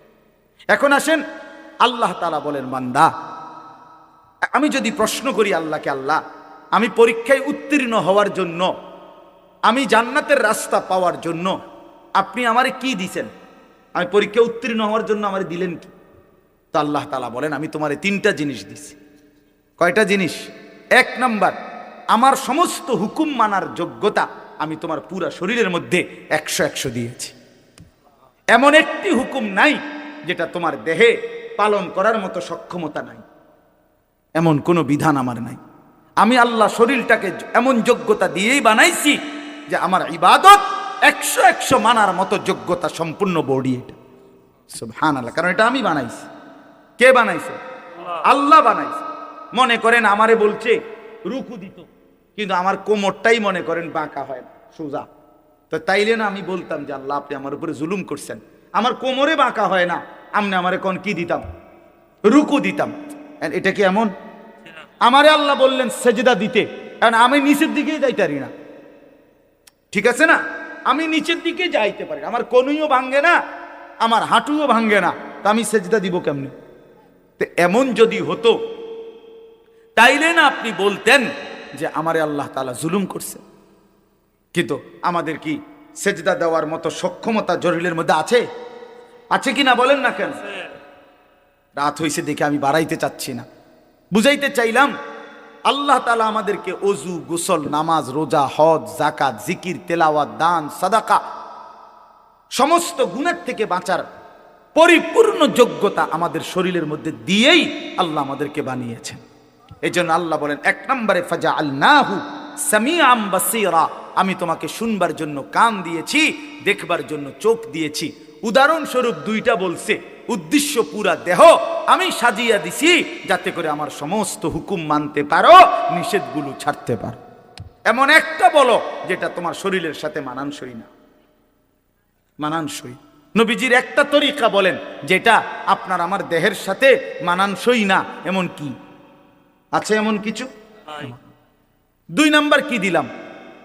2 আর 3 একসাথে, ইন্না হাদাইনাহুস সাবিলা। আল্লাহ বলেন শুধু শরীর দিয়া ছাইরা দেই নাই, বরং আমি তোমাদেরকে আমাকে মানবার জন্য রাস্তা, পথ দেখিয়েছি, রাস্তাও বলে দিয়েছি। তার মানে তাফসীরে লিখছে 2টা। 1 নাম্বার হলো আমি আল্লাহ তোমাকে জান্নাতের রাস্তা, পরীক্ষায় উত্তীর্ণের রাস্তা পাওয়ার জন্য, বুঝাইয়া দেওয়ার জন্য নবী এবং রসুল, আর নবী রসুলদের পরে যুগে যুগে উলামায়ে কেরাম তোমাদের কাছে দিয়েছি, যারা তোমারে জান্নাতের রাস্তা, হেদায়েতের রাস্তা, আল্লাহকে পাওয়ার রাস্তা, পরীক্ষায় পাশ করার রাস্তা শতভাগ বলে দিয়েছে। এই কটা হলো 2টা। 1 হলো শরীরের মধ্যে মানার কি দিছি? যোগ্যতা দিছি। 2 হলো বুঝাইয়া বলার জন্য নবী রসুল এবং এরপরে উলামায়ে কেরামকে দিয়েছি, ঠিক কি না? 3 নাম্বার, বুঝবার জন্য আমি আল্লাহ আসমানি কিতাব দিয়েছি। সুবহানাল্লাহ। তো এখন কি সমস্যা কও বান্দা? বুঝছেননি আমার কথাটা? এটাই শেষ কথা। আপনি বলেন আপনি নষ্ট হইলেন কেন? আমি নষ্ট হইলাম কেন? ছেলেরা চরিত্রহীন হইলা কেন? কেন নামাজ পড়ো নাই? শরীরে কোনো যোগ্যতা ছিল না এজন্য? কেন নামাজ পড়ো নাই? কেউ বুঝাইয়া বলার ছিল না এজন্য? কেন নামাজ পড়ো নাই? কোনো কিতাবে লেখা দেখতে পাও নাই এজন্য? বলেন না কেন? কথা বলেন না কেন? তাইলে আল্লাহ তাআলা আমাদের আল্লাহকে মানার যোগ্যতা শরীরে দিয়েছেন, বুঝাইয়া বলার জন্য নবী রসুল এবং তারপরে উলামায়ে কেরাম দিয়েছেন, বুঝবার জন্য কিতাব দিয়েছেন। তো আল্লাহ বলেন এবার আমি শুধু দেখতে চাই ইম্মা শাকিরা ওয়া ইম্মা কাফুরা, কে কে এই 3টি জিনিস পাওয়ার পরেও কে কে আমার অনুগত আর কে অবাধ্য। ঠিক আছে, চলো খাও, খাও দাও, ফুর্তি করো, দুনিয়া ভোগ করো, শুধু আমি খেয়াল রাখতেছি যে অনুগত কে, অবাধ্য। কথা বুঝছেন না? হিসাব হইতে আছে। হিসাব হচ্ছে? কথা বলেন না কেন? ডানে বামে কেউ লিখতেছে? হিসাব হচ্ছে। আল্লাহ বলেন পরে হিসাব খাতাপত্র পরে দেখাম, এখন খাও। ওই যে একটু আগে বললাম, আল্লাহ বলছে দুনিয়া খাও বান্দা, শুধু মনে রাখো তুমি বাটফা, শুধু এটা মনে রাখো, ভাত খাও কোনো অসুবিধা নেই, যে তুমি যে সিটার শুধু এই কথাটা মনে রাখো। তুমি হারাম খোর, তুমি সুদ খোর, ঘুষ খোর, তুমি নির্লজ্জ, বেহায়া বেহায়া বেহায়া। আল্লাহর হুকুম যে মানে না সেটা বেহায়া বেটা। এই আল্লাহ বলেন, এবার যারা অবাধ্য আমার নাফরমানি করলো, আমি তাদের জন্য ইন্না আ'তাদনা, এই চতুর্থ আয়াত, ইন্না আ'তাদনা লিল কাফিরিনা সালাসিলা ওয়া আগলালা ওয়া সাইরা, আমি আমার নাফরমান বান্দাদের জন্য আখিরাতে রেডি রাখছি 3 জিনিস। কয় জিনিস? 1 নাম্বার আগুনের শিকল, 70 গজ লম্বা, 70 হাত লম্বা আগুনের শিকল। হ্যাঁ, 70 জিরাআন ফাসলুকু, 70 হাত লম্বা আগুনের শিকল রেডি রাখছি, যেটা দিয়ে তোমারে পেঁচানো হবে, বাঁধা হবে। আর কি? আগলালান, 2 নাম্বার হলো তোমার জন্য আমি আল্লাহ তাআলা বেড়ি রাখছি, যেটা দিয়ে তোমার 2 হাত কনুইয়ের সাথে, কাঁধের সাথে বাঁধ দেওয়া হবে। এই 2 হাত এভাবে কাঁধের সাথে বাঁধ দিয়া রাখা হবে। সরাসরি তাফসীরে আছে। আশ্চর্য হলো, একজন সাহাবী বলছেন, আবু দারদা রাদিয়াল্লাহু তাআলা আনহু, এই কথাটা খুব সুন্দর, আমার সবচেয়ে মজা লাগছে তাফসীরে পড়ে। উনি বলছেন, হে আল্লাহর বান্দা, আজকে তোমারে আল্লাহ তাআলা বলছে নামাজের জন্য হাত উঠাও। এমনি নামাজের জন্য হাত উঠাইতে হয় না? নামাজ শুরু করে কেমনে? হাত উঠাইতে হয় কিনা? তো বলেন, আল্লাহ বলে, উনি বলেন যে আল্লাহ আজকে তোমারে বলছে নামাজের জন্য হাত উঠাও, তাইলে তোমার আখিরাতে জান্নাত মিলবে। তো তুমি হাতটা উঠাইলা না নামাজের জন্য। আল্লাহ বলছে, তিনি বলেন একদিন সত্যি সত্যি আল্লাহ হাসরের ময়দানে তোমার হাতটা উঠাবে, কিন্তু সেদিন হাতটা আগুনের বেড়ি দিয়া বাঁধ দিয়া দিবে।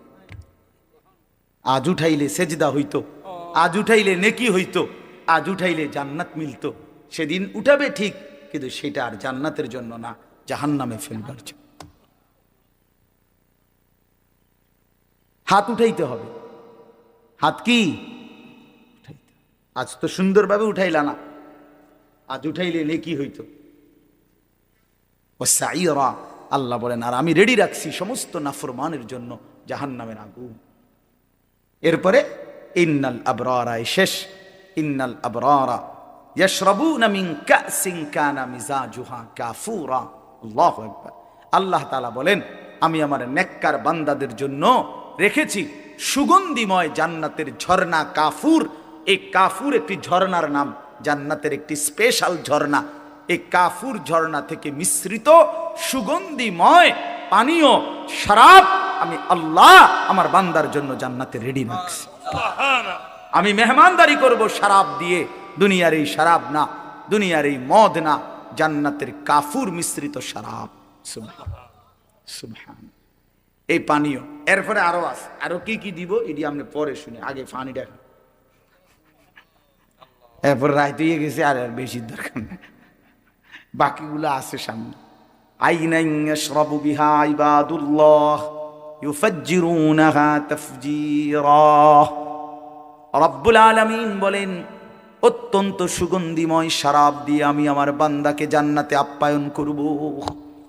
ওই যে বললাম একটু আগে, মাওলানা বললেন, দাউদ আলাইহিস সালাম কিতাবের মধ্যে আছে 70,000 বছর ধরে আল্লাহর কালাম তেলাওয়াত করার পরে আল্লাহ তাআলা বলবেন, জান্নাতি বান্দা আর শুনবা কিনা? জান্নাতি বান্দা বলবে, শুনবো। আল্লাহ রব্বুল আলামিন তখন বন্ধুকে বলবেন, বন্ধু আমার, এবার আপনি আমার জান্নাতি বান্দাদেরকে আমার কালাম তেলাওয়াত করে শোনান। আল্লাহর নবী সাল্লাল্লাহু আলাইহি ওয়াসাল্লাম, নবীজি সাল্লাল্লাহু আলাইহি সাল্লাম এবার তিনিও আবার কোরআন তেলাওয়াত করবেন 70,000 বছর। জান্নাতীরা পাগল পারা হয়ে শুনবে। তুমি যুবক আজকে গান শুনে নাও, আমি অপেক্ষায় আছি জান্নাতে শুনবো ইনশাআল্লাহ। তুমি দুনিয়ার নর্তকী দেখে নাও, আমি অপেক্ষায় আছি জান্নাতের 70,000 হুর একসাথে দেখবো। তুমি বেকুব ভাববো না আমরা রে, হুজুরা রে, হ্যাঁ বেউকুব মনে করে না ছেলেরা। তুমি ভাত খাইয়া বড়